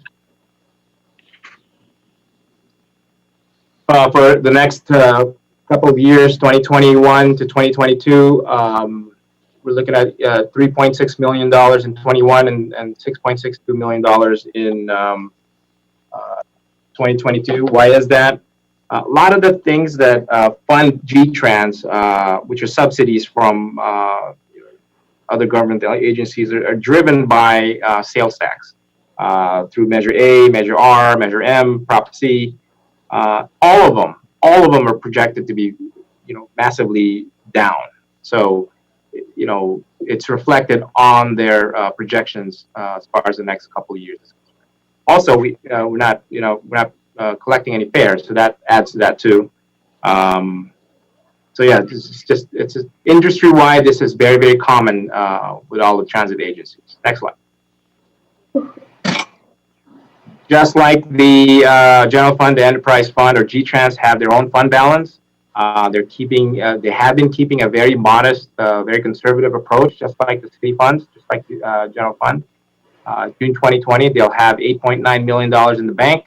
As you can see, it starts to go downhill from there. 2021, 5.3, and then 2022, they start running out of money. Next slide. This is just your balance sheet for revenues and expenditures for, not balance sheet, but revenues and expenditures for G-Trans for 2020 and 2021. It shows your operating grants, fair revenues is a small portion, and then your capital grant revenues and other revenues that make up that $42.7 million in revenues, and then expenditures exceed the revenues at 46.3. Next slide, please. This is the following year. Same thing for enterprise fund. Next slide, please. G-Trans also has a road to recovery, very, very similar to the general fund. Again, service adjustments, federal CARES allocation, that's in the process. Hopefully, they get something out of that. The transportation fund is a little bit different than the general fund, wherein they have an earmarked portion of the CARES Act that's supposedly coming in.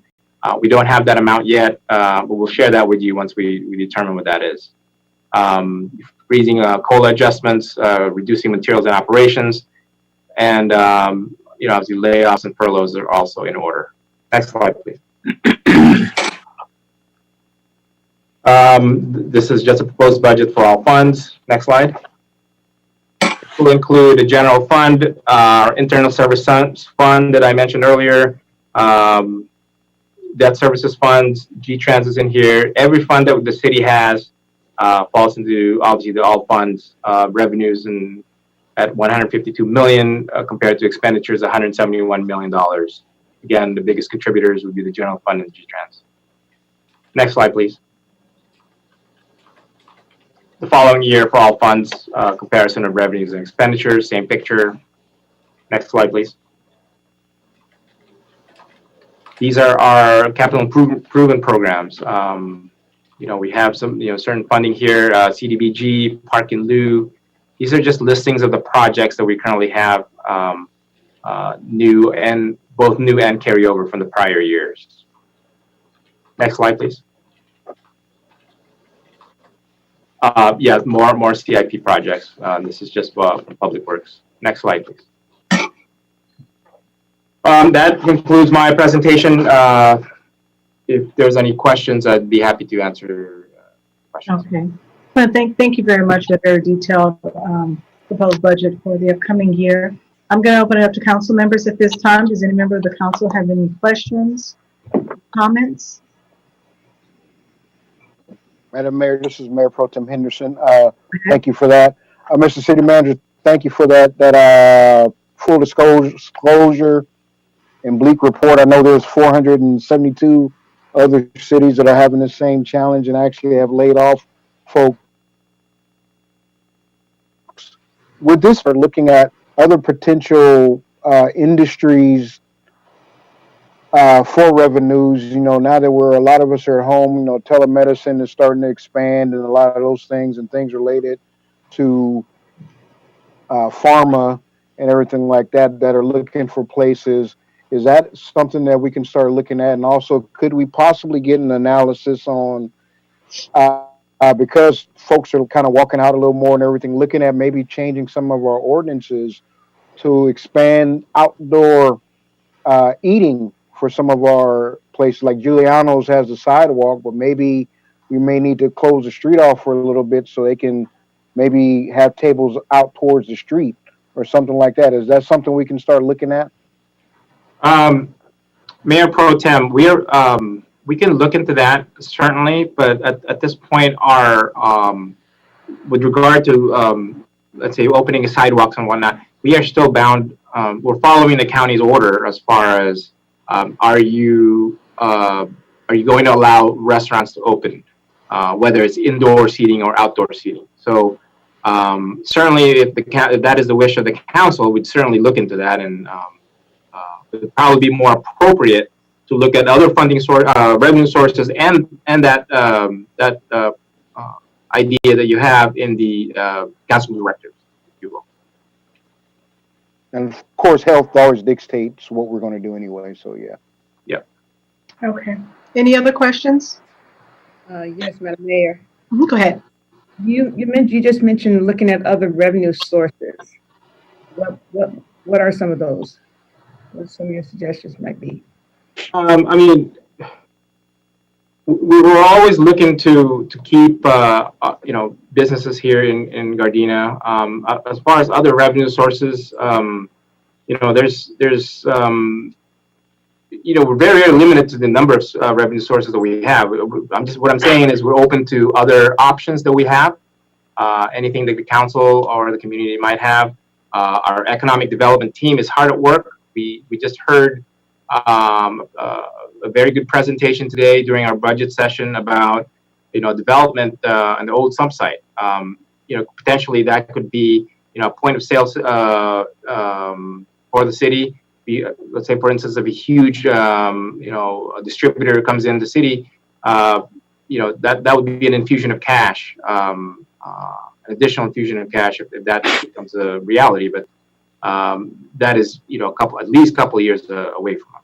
So by that time, hopefully my hope is in a couple of years would be on an upward swing, and we'd get some of the fund balances that we've spent these next couple of years.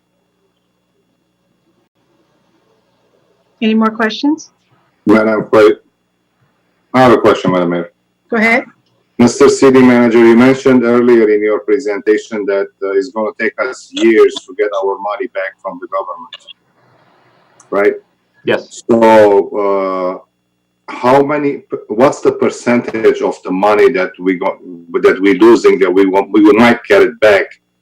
Are we going to get the whole thing or the 75%? I mean, should we squeeze our belt a little more until, like, let's say 2023, that we might get our money back, and then we have to do whatever we have to do, or do we have hope?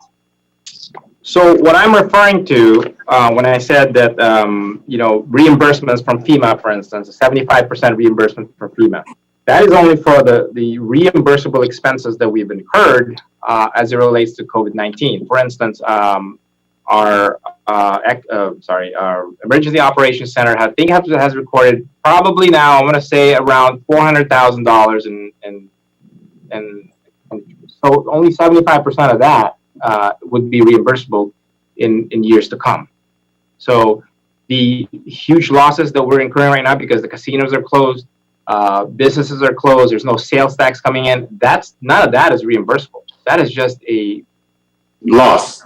that's just a business loss because of COVID-19. Now, if the federal government were to devise a way to directly allocate some funds to us, much like how they've been doing for cities that have populations over 500,000, then that would be a game changer. That would be completely different. That would be a windfall for the city. But short of that, there is no other reimbursable money that's coming in aside from the reimbursements from FEMA for COVID-19 expenses. I see. So when you buy, for instance, PPEs, water, et cetera, we're tracking all those as you witnessed in our EOC. Those are the amount of expenses we're talking about as far as 75% reimbursable from FEMA. I see. Okay.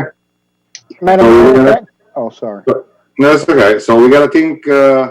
We have to go out there and knock some doors and ask some people. Maybe see how we're gonna get some funds to the city. So I guess we gotta put the boots on, and move on. Right. So what's been talked about as I talked to other city managers throughout the South Bay, there's a concerted effort by the League of California Cities to contact our representatives up in Washington to perhaps put some pressure on some relief, because I think the sentiments right now, especially in the Senate, the U.S. Senate, is that they would rather see the cities, very much like ours, just go bankrupt, and that's how they see how we solve the problem. But that's going bankrupt is not an option for us. We don't want to do that.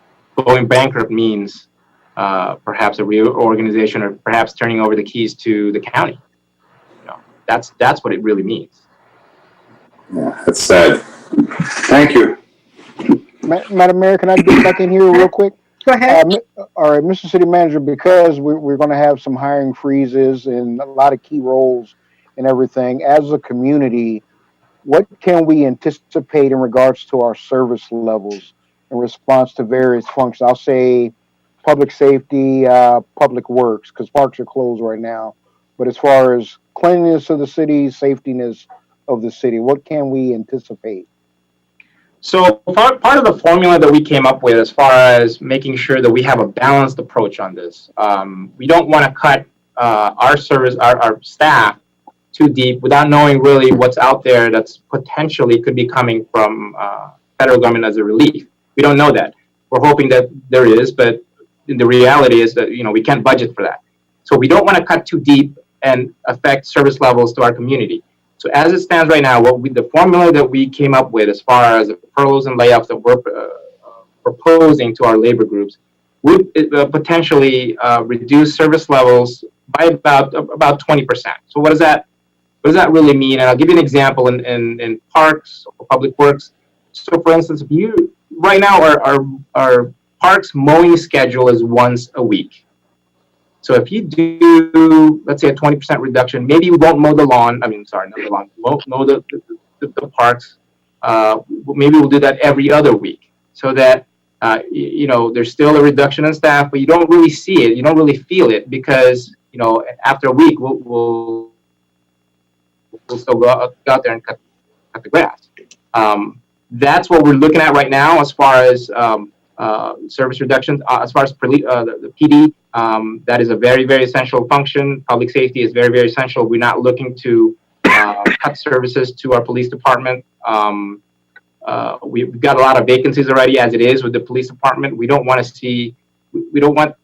our folks out there to suffer as far as response times and being able to help them. We're not looking to cut any of those services.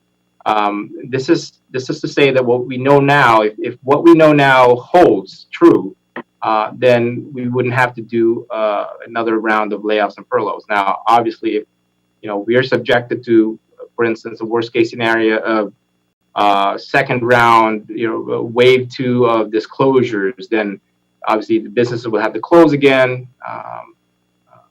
Then we would have to see where we land, because again, bankruptcy is not an option to us. We don't want to do that.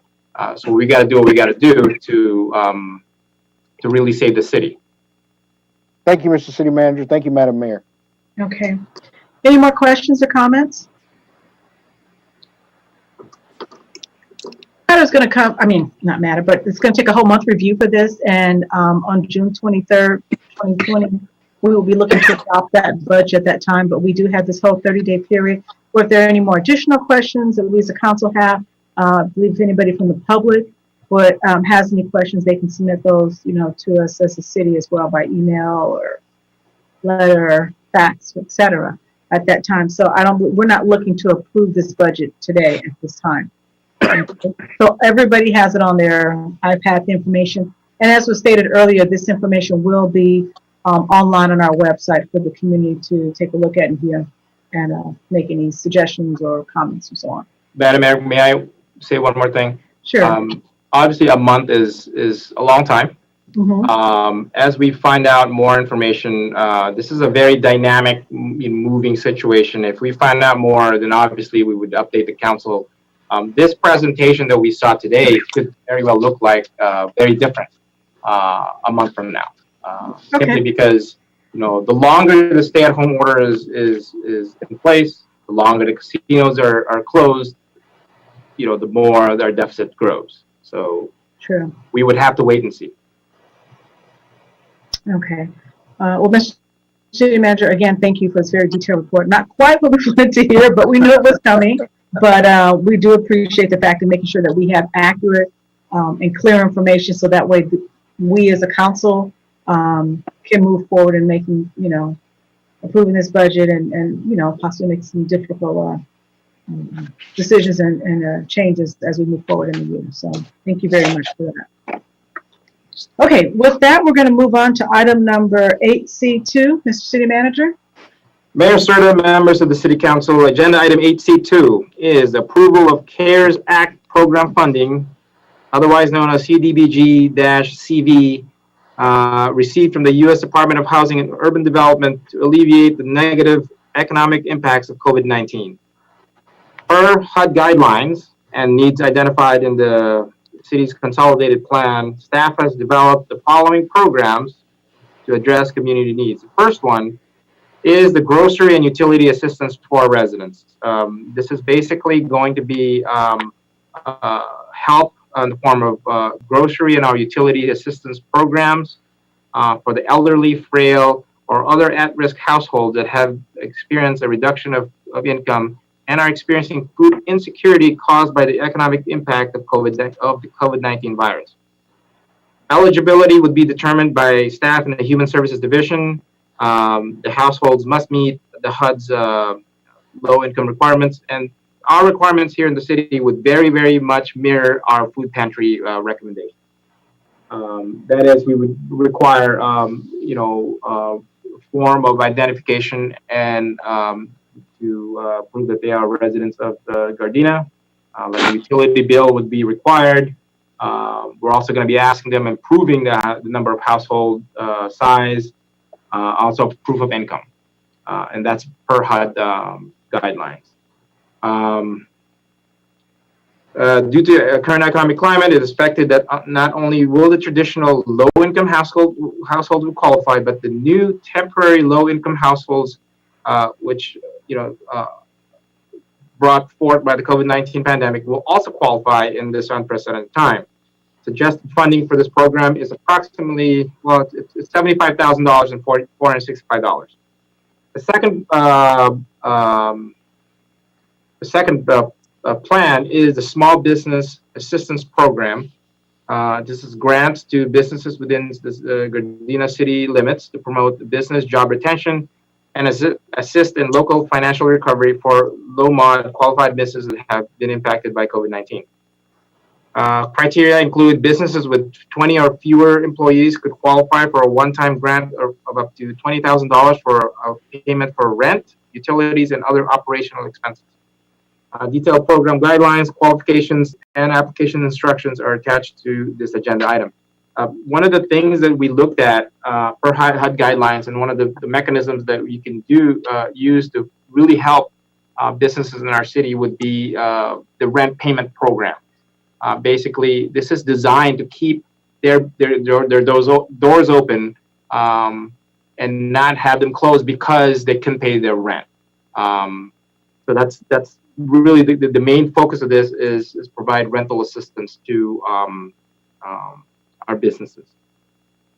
Staff respectfully recommends the approval of the CARES Act programming for fiscal year 2019-2020. Financial impact would be the grocery and utility assistance program of $75,465, small business assistance program of $370,000, for a total funding for fiscal year 2019 to 2020 of $445,465. This funding provided by CARES Act through the U.S. Department of Housing and Urban Development. There is no general fund dollars included in this program.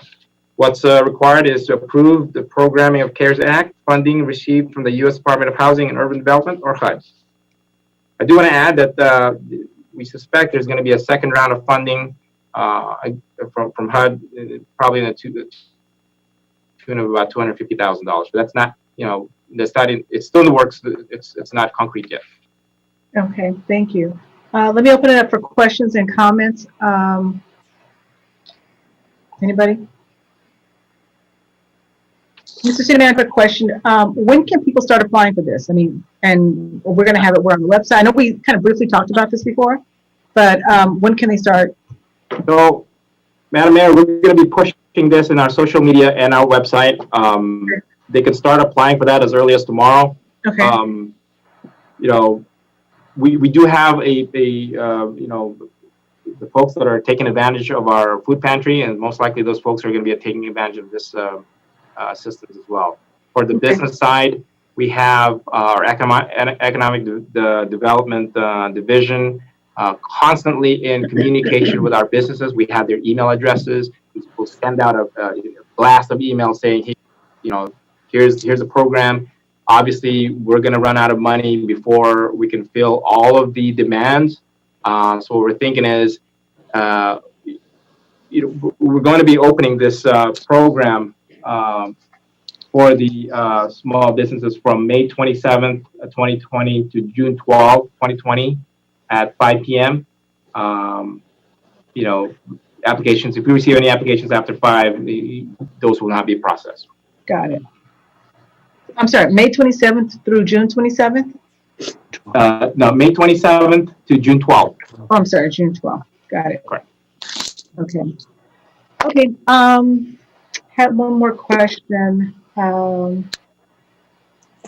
mind. I think you answered it. Any other questions or comments from any other council members? Yes, along this line, Madam Mayor, is Mayor Pro Tem Henderson. Mr. City Manager, in regards to the marketing materials and everything, because I know this goes live tomorrow and everything, is there something that we can have, the 5 of us, that we can also get it out to the groups that support us, all our businesses, all our constituents, even though it's going to be promoted through the whole city, so we can start putting that out as well? Is there like a marketing flyer or something like that? I don't know if we have a marketing flyer, but we'll get something for you guys tomorrow. Okay. It would email be. That'd be perfect. That's fine. Okay, we'll get something for you. We can probably even draft a flyer if we don't have one already. I know the admin services department is working hard on this, and we've been working on this for a long time. And we're going to advertise this on our electronic billboards and all our billboards. Correct. We'll be doing all of the, like I said, it's, the demand is going to far exceed what we have right now. But yes. Hopefully, I think we'll get about $250,000 more. That's the talk right now from our contacts at HUD. Hopefully that becomes true. So, $250,000 is a lot of money to help our businesses. So that could go a long way. And also, one other thing, could we, just to make sure folks understand the process of that, so everybody understands the equitability and disbursement of funds, that I know we're going to post it on the website, but if we can make that prominent so everybody knows this is how you apply, this is how you get it, so there won't be any issues of equity moving forward as far as who got it, who was involved, so on and so forth. Correct. We'll be putting something out. All of the guidelines, all of the even the application forms are going to be available. Again, when we get to, we'll know right away if we have more demand than the money that we have. So if we get to that point where we get more applications than what we have, then we'll go into the lottery. We'll have to draw. We'll have to draw who gets the money or not. Right. And then if we have to do that, we got to at least make that televised or I don't know. We would have to just, we would have to make sure that it's, witnessed and, people see that it's a fair and equitable distribution of the money. Okay. Thank you very much. Thank you, Madam Mayor. Okay, any more questions or comments? Yes, Madam Mayor. Go ahead. About for businesses, is this more for small businesses, mom and pop type businesses, or is it for medium-sized businesses, or who? What do the guidelines look like? So, as I mentioned earlier, the businesses that we're targeting here would be your business with 20 or fewer employees. That's your criteria qualification, and that's a guideline directly from the federal government, from HUD. So I'll give you an example of how this thing works. As far as the rent augmentation is concerned, we're going to be offering, let's say, their landlord two options. First one is if the landlord forgives 25% of the rent of the tenant, we are then able to provide, we'll pay the rent for up to 6 months. If they say, no, we don't want to do the 25%, then we can pay up to 3 months. So a lot of these things are listed on, there's a ton of information on the guidelines here, program eligibility. We're going to be, noticing people, our businesses, like I said, our economic development team has been working with them for a long time. And we'll be pushing this type of information to them so they know exactly what, how the program works and how to apply. Mm-hmm. Any more questions or comments?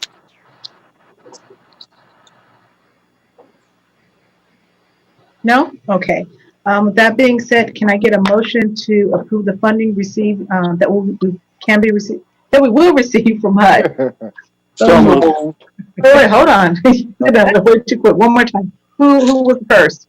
You're the first. Who was the second? I'll take the second. Okay. Madam City Clerk, there was a motion made by Councilwoman Francis and a second by Mayor Pro Tem Henderson. Will you call the roll? Councilmember Francis. Yes. Mayor Pro Tem Henderson. Yes. Councilmember Tanaka. Yes. Councilmember Cascanian. Yes. Mayor Serta. Yes. Next up is item number 8C3, Mr. City Manager. Mayor Serta and members of the City Council, agenda item 8C3 is a reimbursement agreement with Gardena LLC relating to fees and costs for change of general plan designation and zone change for 4.59 acre property adjacent to Lucky Lady Casino. Due to the change in state law, property may only be changed from allowing residential uses to commercial uses if there is a concurrent change making up for the loss of dwelling units that would occur on the site. The 4.59 acre parking lot adjacent to the Lucky Lady Casino has a high-density residential general plan and zoning designation. In 2018, City approved revisions to an economic incentive agreement with the Lucky Lady Casino, which contemplated a commercial development on the parking lot site. Melia Homes Incorporated is currently processing an application for a residential project on a 4.15 acres on South Vermont Avenue, which requires a general plan amendment and zone change from commercial to high-density residential, allowing the opportunity to make the concurrent change to parking lot area. The change requires environmental review as well as work by the city attorney's office. Due to the shutdown of the Lucky Lady Casino because of the roof failure and the shutdown of the Hustler Casino because of the pandemic, Gardena LLC has requested that the city advance the costs for the application fees, which is $10,702, environmental consultant fees, which is $48,757.50, and attorney fees estimated at about $20,000. That's a $1,750 deposit that has been paid. In return, developer will execute a promissory note in the form attached as Exhibit B to this agreement. Financial impact is the upfront cost of $77,709 to be repaid by Gardena LF LLC with interest at the rate of 2%. What's required is approval of reimbursement agreement with Gardena LF LLC. And I do want to note that we have a special guest tonight ready to answer some of our questions here, which is Assistant City Attorney Peter Wallen is on the call, as well as City Attorney Vasquez and Assistant City Attorney Lisa Krantz. Madam Mayor, I do want to note for the record that updated contract agreement was provided to the council tonight, which contains some minor revisions. So I do want to include that for the record. More recent than so it was just changed tonight? It was sent to you sometime today. Madam City Clerk, can you advise what time that was sent at? I will defer that to the Deputy City Clerk, please. Give me just a moment, please. Thank you.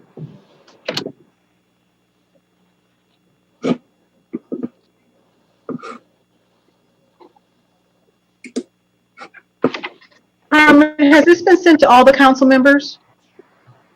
Do you know?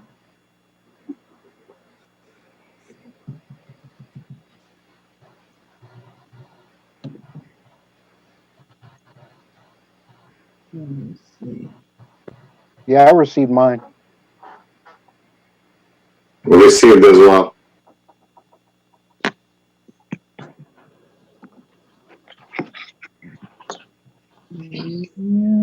I apologize. For some reason, my internet, I'm not able to see when I sent the message, but I do believe it was here around 6 o'clock.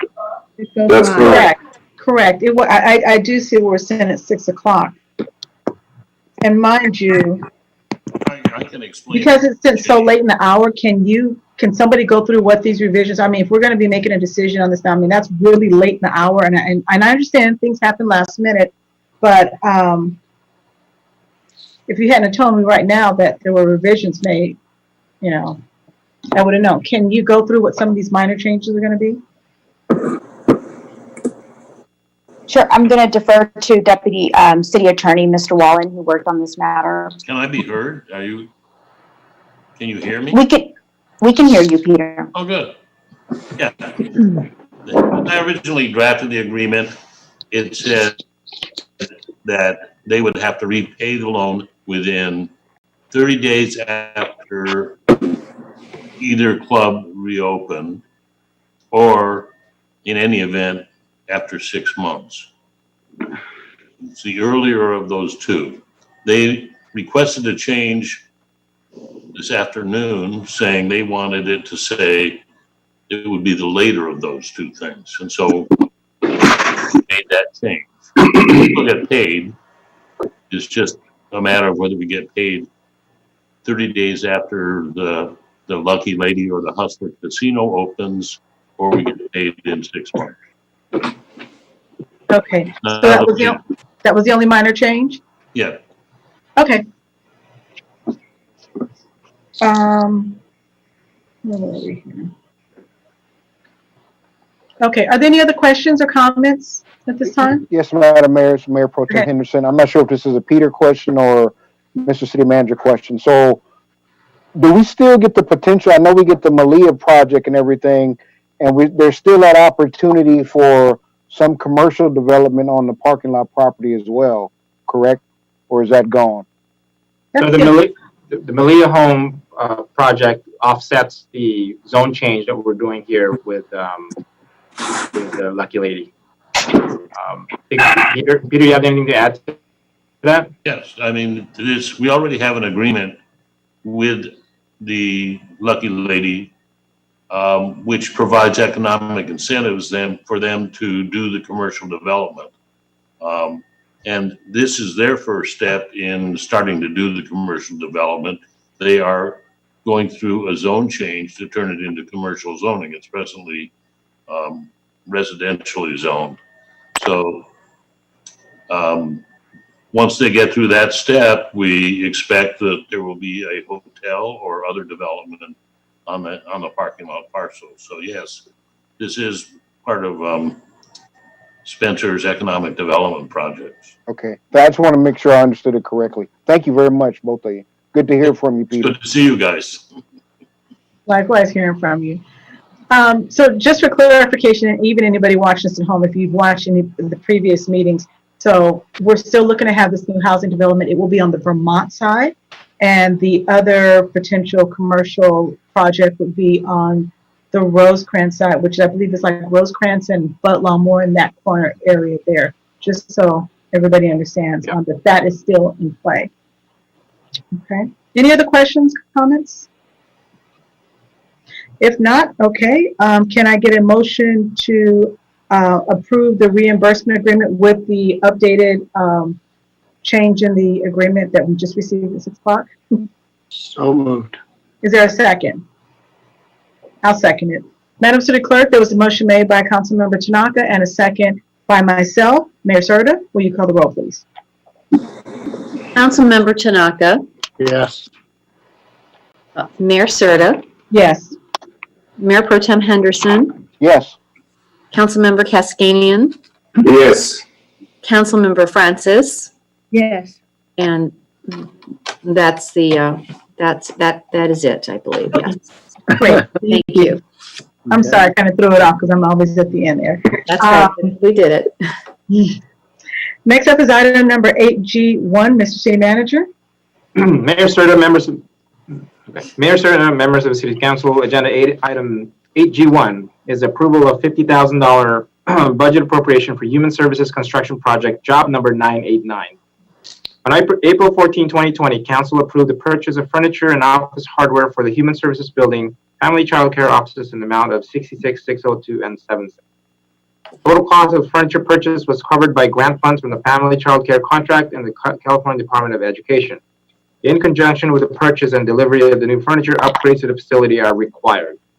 These upgrades include new flooring, ceiling tiles, lighting, electrical, network cabling, and painting of the interior of the facility. The cost not to exceed $50,000 is going to be taken from the parking lot funds. The Human Services Building is an active part of the Gardena community, providing numerous programs and services, including emergency services and the food pantry. The enhancements will help meet the evolving needs of our community. Staff respectfully recommends for Council to approve a budget appropriation of $50,000, which is $42,500 plus a 15% contingency cost from parking lot fund balance for the Human Services Construction project. What's required is the approved budget appropriation. Okay, thank you. Are there any questions or comments at this time? Madam Mayor, Mayor Pro Tem Henderson, Mr. City Manager, first of all, this is a great project. This space is long overdue for remodel. I didn't see in the plans anywhere. Are we going to make sure that there's Wi-Fi enabled in that space as well for just city use, community use? Mayor Pro Tem, absolutely. Not only will we have Wi-Fi, we'll also have very fast Wi-Fi. As you know, we're a part of the South Bay fiber network project. We are laying down fiber optic cabling at City Hall last week. We're looking to move along on that project. So yes, to answer your question, there will be Wi-Fi. That's going to be added in there. Thank you very much. Yes. Thank you, Is that Madam the 5G, if I'm not mistaken? Is that the new 5G one? The fiber optic it's not a 5G band, which is just a direct link to the ISP, which is the Internet Service Provider. So Okay. the 5G refers to the cellular. Okay, So this is directly this is a wired fiber optics that we're installing in the City Hall complex, and then we'll transmit Wi-Fi throughout Human Services. okay. Any other questions or comments? Just one thing, thank you again for just that rendering there of the way that office is going to be set up there. I think that's great. It just helps us even more as we, vote on this and make our decision. I love always having all this information accessible to us. If there are no more questions or comments, can I get a motion to approve the budget for this item? So moved. Is there a second? Second. Who's that? Tanaka, second? Yes, ma'am. Okay. Madam City Clerk, there was a motion made by Mayor Pro Tem Henderson and a second by Councilmember Tanaka. Will you call the roll, please? Mayor Pro Tem Henderson, Yes. Councilmember Tanaka, Yes. Councilmember Cascanian, Yes. Councilmember Francis, Yes. Mayor Serta. Yes. Okay, next up is item number 9A1, Mr. City Manager. Mayor Serta, members of the City Council, agenda item 9A1 is consideration of termination of Memorandum of Understanding or MOU with the Gardena Valley Chamber of Commerce. On March 26, 2019, the City of Gardena, in an effort to establish an official partnership with the Gardena Valley Chamber of Commerce, entered into an MOU agreement. The agreement provided a clear outline of how the city and the chamber would work together for the benefit of the business community. On May 12, 2020, Mayor Serta and Mayor Pro Tem Henderson requested that given the recent actions by the chamber, the City Council discuss and consider terminating the MOU with the Gardena Valley Chamber of Commerce. Per paragraph 5 of the MOU, either party may terminate the agreement at any time by providing 30 days written notice to the other party. Staff recommends that the City Council discuss and provide direction on whether to terminate the MOU with the Gardena Valley Chamber of Commerce. If Council decides to terminate the MOU with the Gardena Valley Chamber of Commerce, the appropriate action would be a motion directing staff to send written notification of termination of the MOU to the Gardena Valley Chamber of Commerce. What's required is discuss and consider termination of the MOU. Okay. So let's open it up for questions or comments. Well, since I initially made the directive, let me just start off by saying this. I really don't see where the agreement is very beneficial to the City of Gardena and the Chamber. I don't like a lot of the things that I'm hearing coming from the Chamber as it relates to the city. Just in the bad mouthing of the city when all we do is try to work in a very positive nature there. And this is information that's put out in writing on social media. And I don't think that that's fair to us as a city. You know, also, you know, hearing just the way some of our staff members are treated by the chamber is very much not warranted at all. So if there can't be any type of good mutual respect amongst the two, there's no point in continuing to have this MOU. And I think it's something that several of us have seen, and we have sat and kind of hoped that things would get a little bit better, but it's not. So in this instance, I don't see any point in moving forward with this at all. I don't know if anybody else would like to comment. Madam Mayor, this is Mayor Pro Tem Henderson. I would definitely echo that, but I would also like to add that I think as a city, we've tried to really work collaboratively with the Gardena Chamber of Commerce, even back when Ed Medrano was the city manager, even back before him when Mitch Lansdale was the city manager, to try to make sure that there was some collaboration with new businesses coming in, so we kind of work together. I'm not sure, you know, the objectives were made clear. I'm not sure if they were ever really met. I know we tried to do what we could do to make sure we showed up to chamber events and do all the things that we could do, but it just seemed like it just, you know, just was a disconnect on a lot of stuff. And again, there's no more benefit to the city and everything. We're trying to create some mutual benefit and make sure we support our businesses that are attached to the chamber, but you know, that's kind of hit and miss as well. So I'm thinking we have an economic development department. We can kind of move forward a little bit. We have a vision, and so no further comment on it other than I say I move that we adopt 9C1. Okay. Any other comments? I'll take that as the motion, but any other Or comments? 9A1, sorry. I have a comment, Madam Mayor. Sure, go ahead. Initially, you know, I have to be honest and say that I was not in favor of this MOU between the city and the Chamber of Commerce. I didn't initially see the need for it, but after I thought about it, it is a good idea for the city to be able to work with Chamber of Commerce, and they have a good partnership. My concern is and I know a lot of work went into creating this MOU between both parties. It wasn't something that we just, city manager Medrano at the time, so just wrote it up and say, here, sign. It really was a lot of back and forth and a lot of thought and effort went into creating this memorandum of understanding. My question is, has anyone approached the chamber to have a conversation about, what's going on? You're not, if there's or expressed as concerned as been breaching the agreement or in our memorandum of understanding has been breached, what can we do to put it back together again or solve it? Because has that happened at all, or it's just, I'm not quite sure. I don't think so, to my knowledge, but Mr. City Attorney has it. Have we reached out to them in any way, or do we? No, Madam Mayor. We have not reached out to. Did you have anything more, Councilwoman? At the end it says either party can terminate the agreement at any time. Right. But I don't know if it's worthwhile or, it's not my call, but I would certainly like to see at least we can uphold the agreement or find some way to get a better understanding of how we ought to behave and what the expectations are. Mm-hmm. And identify the areas of that are within the MOU that are not being met.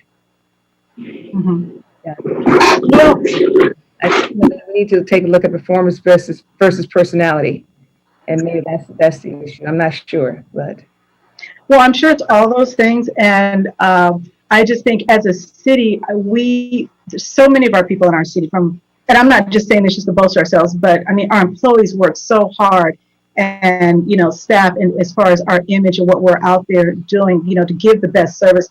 And it's often been said, City of Gardena, we don't sell any products. All we have is our service. And we do a great job in doing that. And when you have a chamber, and whether personality or not, if that's who you represent, if you're bashing the city for no reason, if you're treating our staff very rudely when we try to work with you, that's a big problem. And yes, in many cities, most cities, the chamber does work with the city, but because it's not a good relationship at all, and I personally, I don't see any need in us going further. I know some of our other council members have experienced, and I understand maybe you haven't seen any of this yet, but it's just not good, and it's not good to the public that's out there seeing it. Some of the nonsense that's put on social media about the city of Gardena, I think is very unfair, and we don't get involved in back and forth stuff. Okay, person says something like that, we just leave it alone. But I think a chamber should be a little bit more reputable than what ours is right now. We have a great economic development manager and team who gets out there and does an amazing job. We have a great commission, our GBAC. They do a great job in representing the city. And, I didn't necessarily want to bring this in a comment, but I've heard too much feedback from some of our bigger corporations that are very upset with the way the chamber has treated them, to the point that they want to go to other chambers outside of Gardena. So, and I've been hearing this for a little while now, and I think it's just really unfortunate when, reputable businesses that have been here for many, many years, when they make comments like that. And so, I've heard this over some time, but they're things that I'm seeing firsthand, things I'm seeing in written format that is just put out there. So it's just not in our best, in our best interest. I don't know if anybody else in the council would like to say anything. You can or cannot, but this is what I've seen, and I know the community has seen this, and that's just what it is. Madam Yes. Mayor? So I have to echo what Councilman Henderson said. When we entered this agreement under Ed Medrano, this was supposed to be a collaborative where we were going to work together to try to get business in and be business friendly. But I haven't seen that. I have not seen where we have been working together. I agree with you that we've pretty much been at odds with each other. It's like, one does one and then the other one doesn't get invited. And it's like, and then things are said and it's unbelievable. And, Councilwoman Francis, it's not about personalities. It's about the image of our city and how people are treated and how our city image is presented to those businesses. when the chamber is actually supposed to be a part of this with this MOU. But I agree that this MOU should just be cut off and we should just be done, and let our economic development department and its personnel move us forward. That's all I got to say. Okay. Are there any other questions or comments at this time? So there's no opportunity to try and make it work. I mean, everything's been done that can be done to make this agreement work. Yeah, I'm just asking. no, and it's fair. You have totally the right to ask that. I'd like to think that we've been a great partner, and maybe in a couple of years, there might be something to revisit, but right now, I don't think it's good. We have, like I said, we have an amazing economic development director who does a great job in reaching out to businesses and, organizations working with us, and it just works great, and it's seamless. And what I'm seeing coming from the chamber is not good. It's not good at all. And it's very petty, and we're about taking care of business in this city. Don't have time for childish stuff at all. I know I don't have time, and I know our council members and staff don't have time for that. So, let's get the job done. Let's handle business. Let's all go home. But it's not like that with the chamber. So I just feel that it's in our best interest to end it now. Maybe in a few years, if some things change, it might be something to revisit again. But that's pretty much where I stand with it. So, are there any other questions or comments at this time? If not, I'm going to make the motion that we consider the termination of the MOU. Madam Mayor, I already moved the motion. Oh, I'm sorry. You did say that. I'm sorry. Thank you. It's getting late. I'm tired. Okay. You made the motion. I'll go ahead and second it. Madam City Clerk, a motion was made by Mayor Pro Tem Henderson and seconded by myself, Mayor Serta. Thank you. Thank you. Mayor Pro Tem Henderson? Yes. Mayor Serta? Yes. Councilmember Tanaka? Yes. Councilmember Kaskanian? Yes. And Councilmember Francis? No. Okay. Next up is item number 982, Mr. City Manager. Mayor, sir, members of the City Council, agenda item 982 is approval to approve the amendment to the California Cities Gaming Authority Joint Powers Agreement to admit the town of Colma. The California Cities Gaming Authority, a joint powers authority, was established on November 13, 2019 by an execution of a joint exercise of powers agreement between the City of Gardena and the City of Inglewood. Section 7.1 of the Joint Exercise Powers Agreement provides for the admission of additional governmental entities as members of the authority upon such terms and conditions provided by the board, with the consent of a 2/3 vote of the board, and by the execution of a written amendment to the agreement by all members of the authority, including the additional member. The City Council of the Town of Colma has voted to become a member of the California Cities Gaming Authority, a joint powers authority, subject to the terms and conditions of this amendment and those of the agreement. Therefore, in order for the Town of Colma to become a member of the California Cities Gaming Authority, City of Gardena and the City of Inglewood must agree to admit the Town of Colma as a member by way of approving the attached amendment to the California Cities Gaming Authority Joint Exercise of Powers Agreement. Staff respectfully recommends that the City Council approve the amendment and authorizes California Cities Gaming Authority to admit the Town of Colma. What's required tonight is to approve the amendment. Okay, thank you. Are there any questions or comments on this here? And if you want, you can direct the questions at me because this is the committee I sit on, the CCGA, and I'm actually the chairperson. So are there any questions or comments at this time? Madam Mayor, Mayor Pro Tem, you have explained to the City of Colma that we are a city that fights for what we believe in. We want to get you have explained that to them, right? Yes, we have. They can't be faint of heart. We are really excited to have them coming on to our board. And, just to give you just a quick overview, since we, restarted the JPA, the CCGA, we've been sending letters to Sacramento. We've already gone up there and testified. So our name is out there, we're getting known. And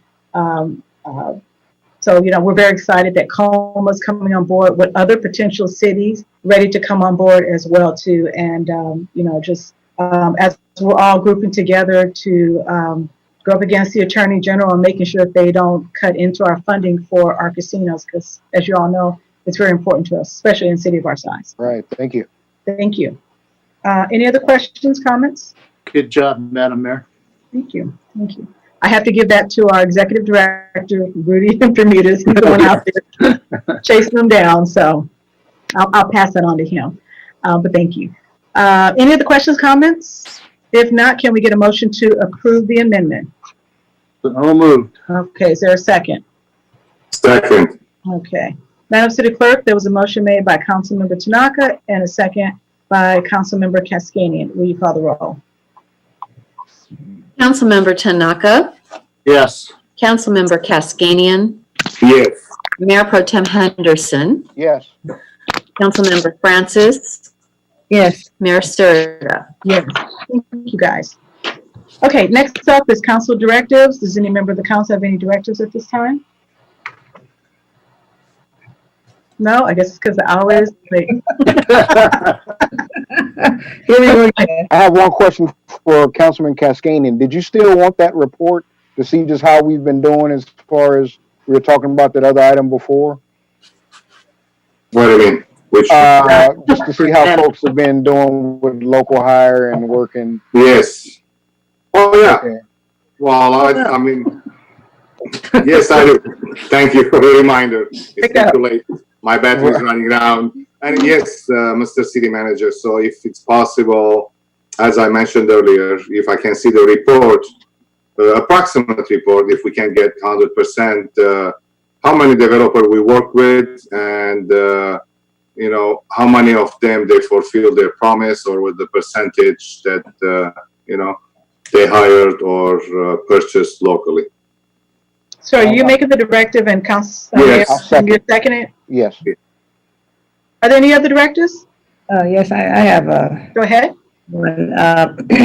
It's regarding the November election. I know when I first came on city council, I talked about voting centers, number of voting centers we had in North Gardena, and I was told that we were already working on it. But given the current situation with mail-in ballots and I watched the election in the special election in Santa Clarita, and they still had voting centers, even though they were all mailed ballots. So I just want to make sure that we kind of stay on top of the process to make sure that we do get a fair number of voting centers in North Gardena as well, and what is we do about that.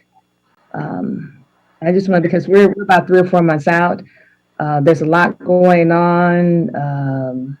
I've heard that someone has sued the secretary, and They always do, but okay. I know they do, but we still, because voters are pretty much creature of habit. Yeah. And for example, I love going to the poll. Yeah. I could be a vote by mail, absentee ballot anytime, but I much prefer going to vote. Even if I did vote by mail, I would still want to take my ballot to make sure it actually went in. Right. And I just don't want to see the lines that were in North Gardena at the time. And there's talk about making schools voting centers because of location accessibility.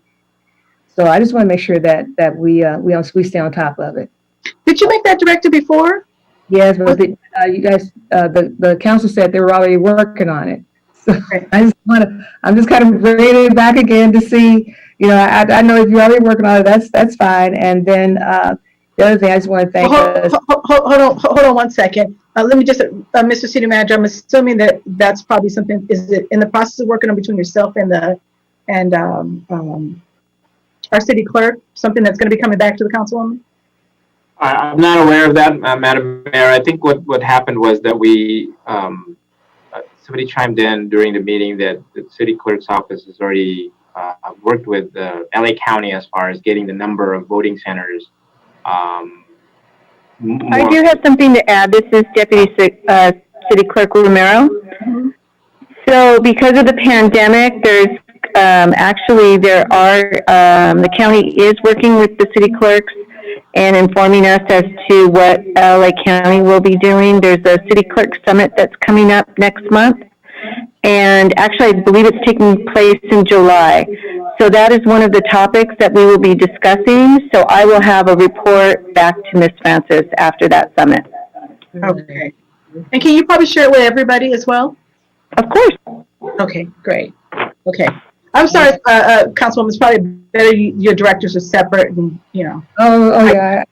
I'll get it right next time. And just one more, I want to thank the city manager for his report on the economic recovery, the Gardena Economic Development Advisory Council regarding another something I also talked about, but I was more concerned about a revitalization, not and it was great what you gave me. It was very informative, and a lot of the things that are part of the report are also part of some of the concerns that I raised. But the revitalization committee, it was just nothing long term, nothing permanent, but just to kind of focus on 4 specific areas.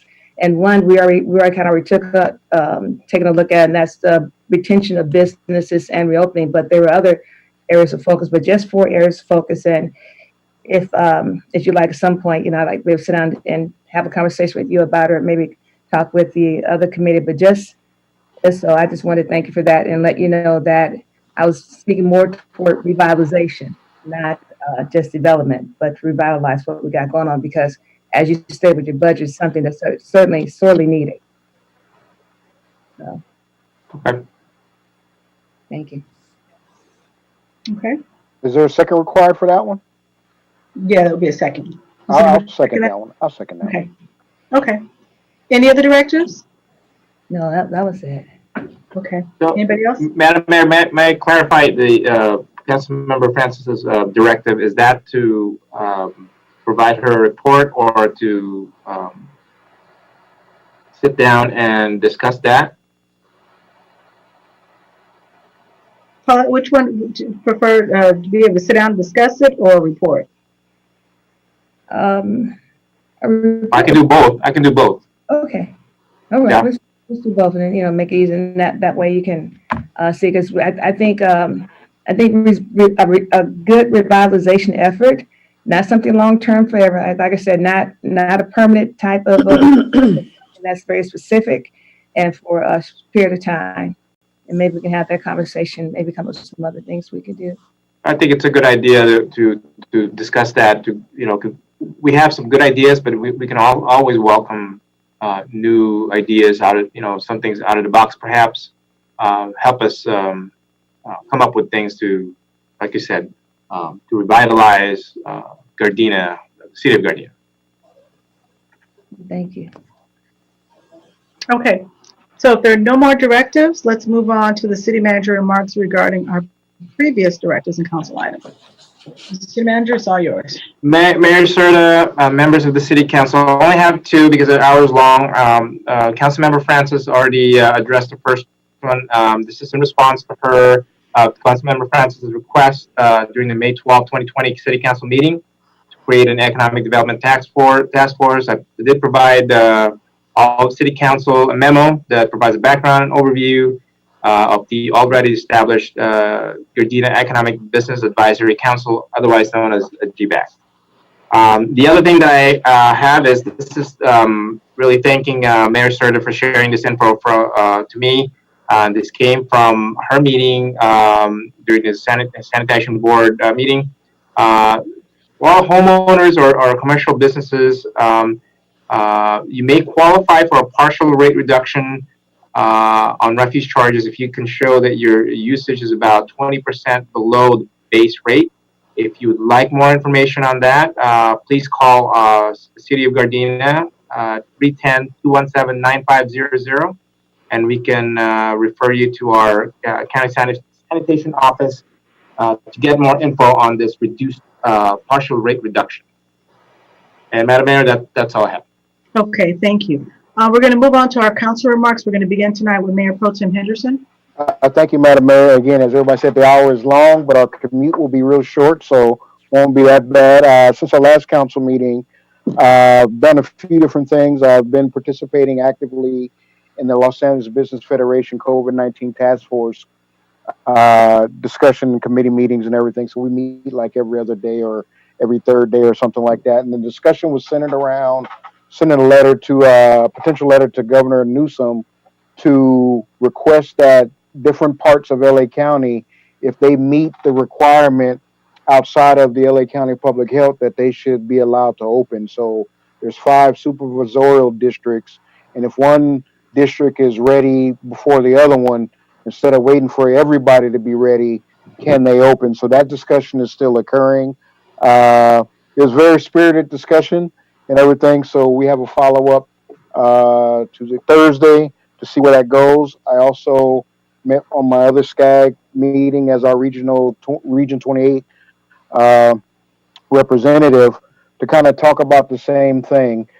Everybody's kind of focused on this. We talked about all the cities actually being financially devastated by this thing and what can we do to see if we can get the feds to start bailing out some of the communities that have less than 500,000 people, because there's still a lot of people that live in these communities that are hurting. So that was a discussion at my committee, which is Community Economic and Human Development Committee. So that was very spirited. I also ran for co-chair. I lost by I think 7 and everything to the good councilman over in Cerritos. So that was good. But then I got appointed by the president of SCAG to do some other work. So looking forward to, me looking for more work. The other item, I want to thank my colleagues on the council and Mr. City Manager for responding to the South Bay Council of Governments project to get fiber throughout the South Bay and everything. So we got that signed, and now we're going to get that going. So I want to thank my colleagues on the council for just walking with me through that vision and everything, and kind of seeing it and sharing with me in that as we make the South Bay a little bit more robust for traffic management. As we move forward, I got a feeling that people will buy more cars now that the rental car places are actually giving them away. So we might have more traffic since there's less folks on rapid transit. So we'll see. That's a possibility. So we may need some traffic management. And I was at a presentation on how communities can repurpose their streets. Thus my comment about outdoor dining and different things like that, and exercise streets and all these different things. So I'm still fleshing through that. There's another presentation tomorrow that I'll be participating in and everything, just to get some more information to bring back to the council. And I also had to present my SCAG report to the South Bay COG as well. So they don't let you just go to meeting and not do anything. So ends my report. Okay. Madam Mayor? Yes. I'm so sorry. Is there an opportunity for me to add one more item to my city manager's report? Maybe at the end. Okay. Yeah, we're in between people. Okay. This is just a quick video. City of Gardena Recreation Human Services Department partnered with Italian and Costco Business Center to provide meals to 1,500 individuals in our community. The events were held to continue to bring awareness about the importance of the 2020 census. The city has kicked off the 9 for 9 challenge, which encourages individuals to complete 9 census questions and tag 9 friends in social media to also complete the challenge. Those who complete the challenge receive a free census mask. The 2020 census determines our representation in Congress and how billions of dollars are spent every year on schools, healthcare, housing, transportation, and other vital programs in our community. Everyone participated. Let's have everyone participate, and let's get an accurate count in 2020. Currently, Gardena's response rate is 62.5%, which is higher than the state's average of 61.3%. Again, let's keep this going, and we've got a very short video that we're presenting.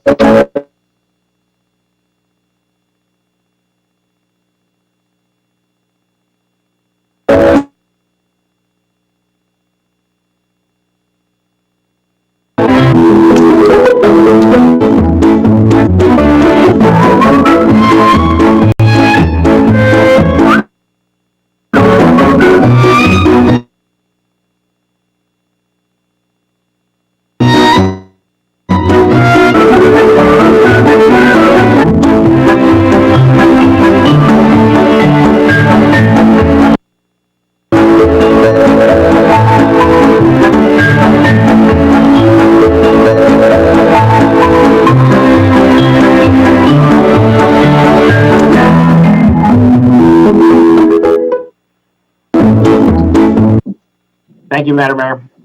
Okay. Next up, Councilmember Francis? Oh, yes, thank you. Um, just a quick note regarding my nomination for Dr. Rachel Johnson. So, Mayor Serta, Madam Mayor, when you're termed out, you'll become Mayor Emeritus. Correct. Councilwoman Rachel Johnson is Councilwoman Emeritus because she's been termed out. I just wanted to mention that.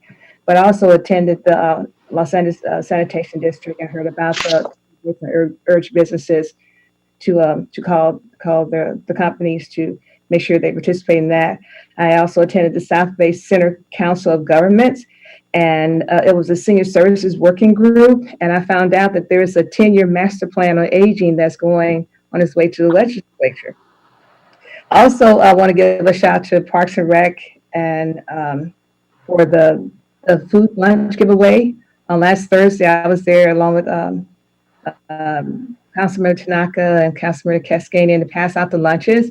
And I'm not going to call everybody by name, but when I got there were 1,000 lunches already packed and on their way out. And we just all you had to do was just pass them out. So it was great. And everybody really appreciated it. And last but not least, I want to talk about the month of May. It's a very busy month. It's a month of celebration, Cinco de Mayo and Mother's Day. But it's also a month of remembrance for Memorial Day, where we pay tribute to the men and women who lost their lives serving in the United States military. And finally, May is also the month we honor Asian American and Pacific Islanders. And I think that Chairman Mark Gonzalez, chair of the Los Angeles Democratic Party, said it best when he says, with an immigrant experience dating back all the way to the 1800s, it's important to remember and learn from the challenges overcome by the Asian American and Pacific Islander community. From the Chinese Exclusion Act of 1882 to the Japanese internment during the Second World War, their perseverance and transcendence to overcome these atrocities continue to give us a sense of hope that together we can overcome anything. And that concludes my council remarks. Thank you. Okay, thank you. Next up is Councilmember Cascadian. Thank you, Madam Mayor. Since the hour is too long, I have a few things to report to as well. I was part of the lunch drive up this past Thursday, and I want to thank everybody participated. I would like to thank the police department. They were over there as well. Chief Safel, Lieutenant Fox, Lieutenant Lee, and Lieutenant Chris Cuff. So thank you for for them to participate, and they were passing out the lunches too with the bags.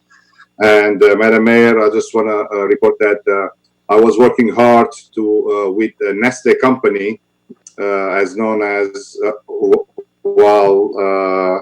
with the Arrowhead Water, I was able to get 3 pallets of waters to our seniors, to the pantry, and to the whole city of Gardena, equivalent to about over 10,000 bottles of waters.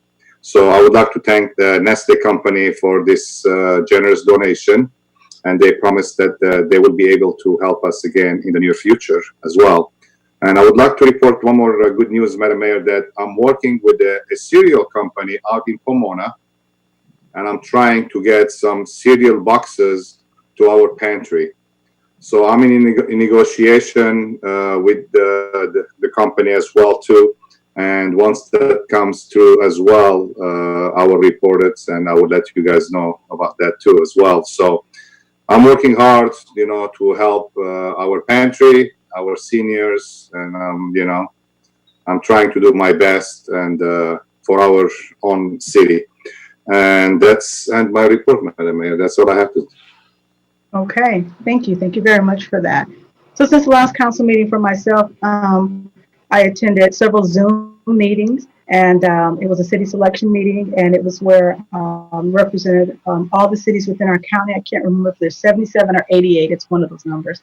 But where council members from all over came together, and we voted on library commissions as related to the county, several different ones for various areas throughout the county. And it was very interesting with that many people on a Zoom. I thought it was hard. It was just like 9 of us looking on camera, but it's very difficult with a lot of people. But successfully, we got the appropriate people voted in to their terms. That following Wednesday, I attended my CCGA meeting, which deals with the casinos. I'm happy to say, we got Coma that joined our CCGA. And again, I want to thank the council for approving that. And I know that there are more cities that are ready to come on board. So that was great news.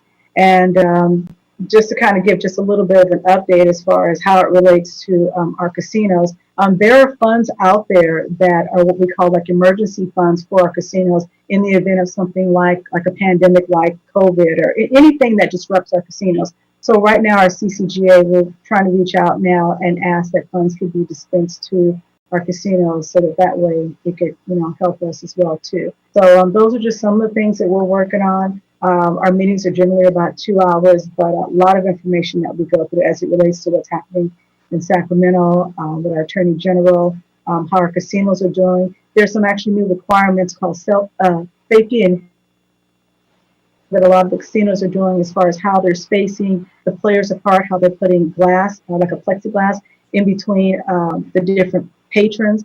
And some of the casinos up north have already started opening. Unfortunately, some of the tribe casinos, they've just disregarded what the governor said and they've just opened anyway, which is really unfair. So, we've been voicing those concerns out there because it's just not fair. And it's a health concern. They've completely gone against what the governor has stated, shutting down.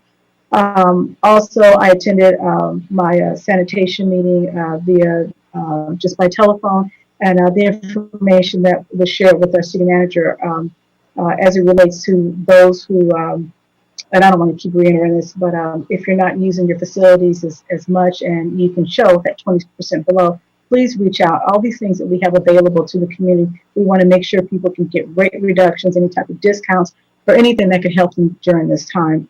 And then just the last thing I want to comment, just in response back to Councilwoman Francis, I'm aware of who an emeritus is and an honorable person is, but when you put up a sign that says Councilwoman and doesn't say emeritus, that's false information. So I think it's important that when people are making decisions like who they're going to vote for, your correct titles need to be there, because there were people who were furious when they found out that person's name title was not accurate. So that's my comment I want to make on that. And I'm just going to leave it at that. My statements were, as I said earlier, one of my reasons why I chose not to approve that person. I don't want to reiterate that again, but people count on us to make good decisions and, appoint people who have integrity. So I'm going to leave it at that.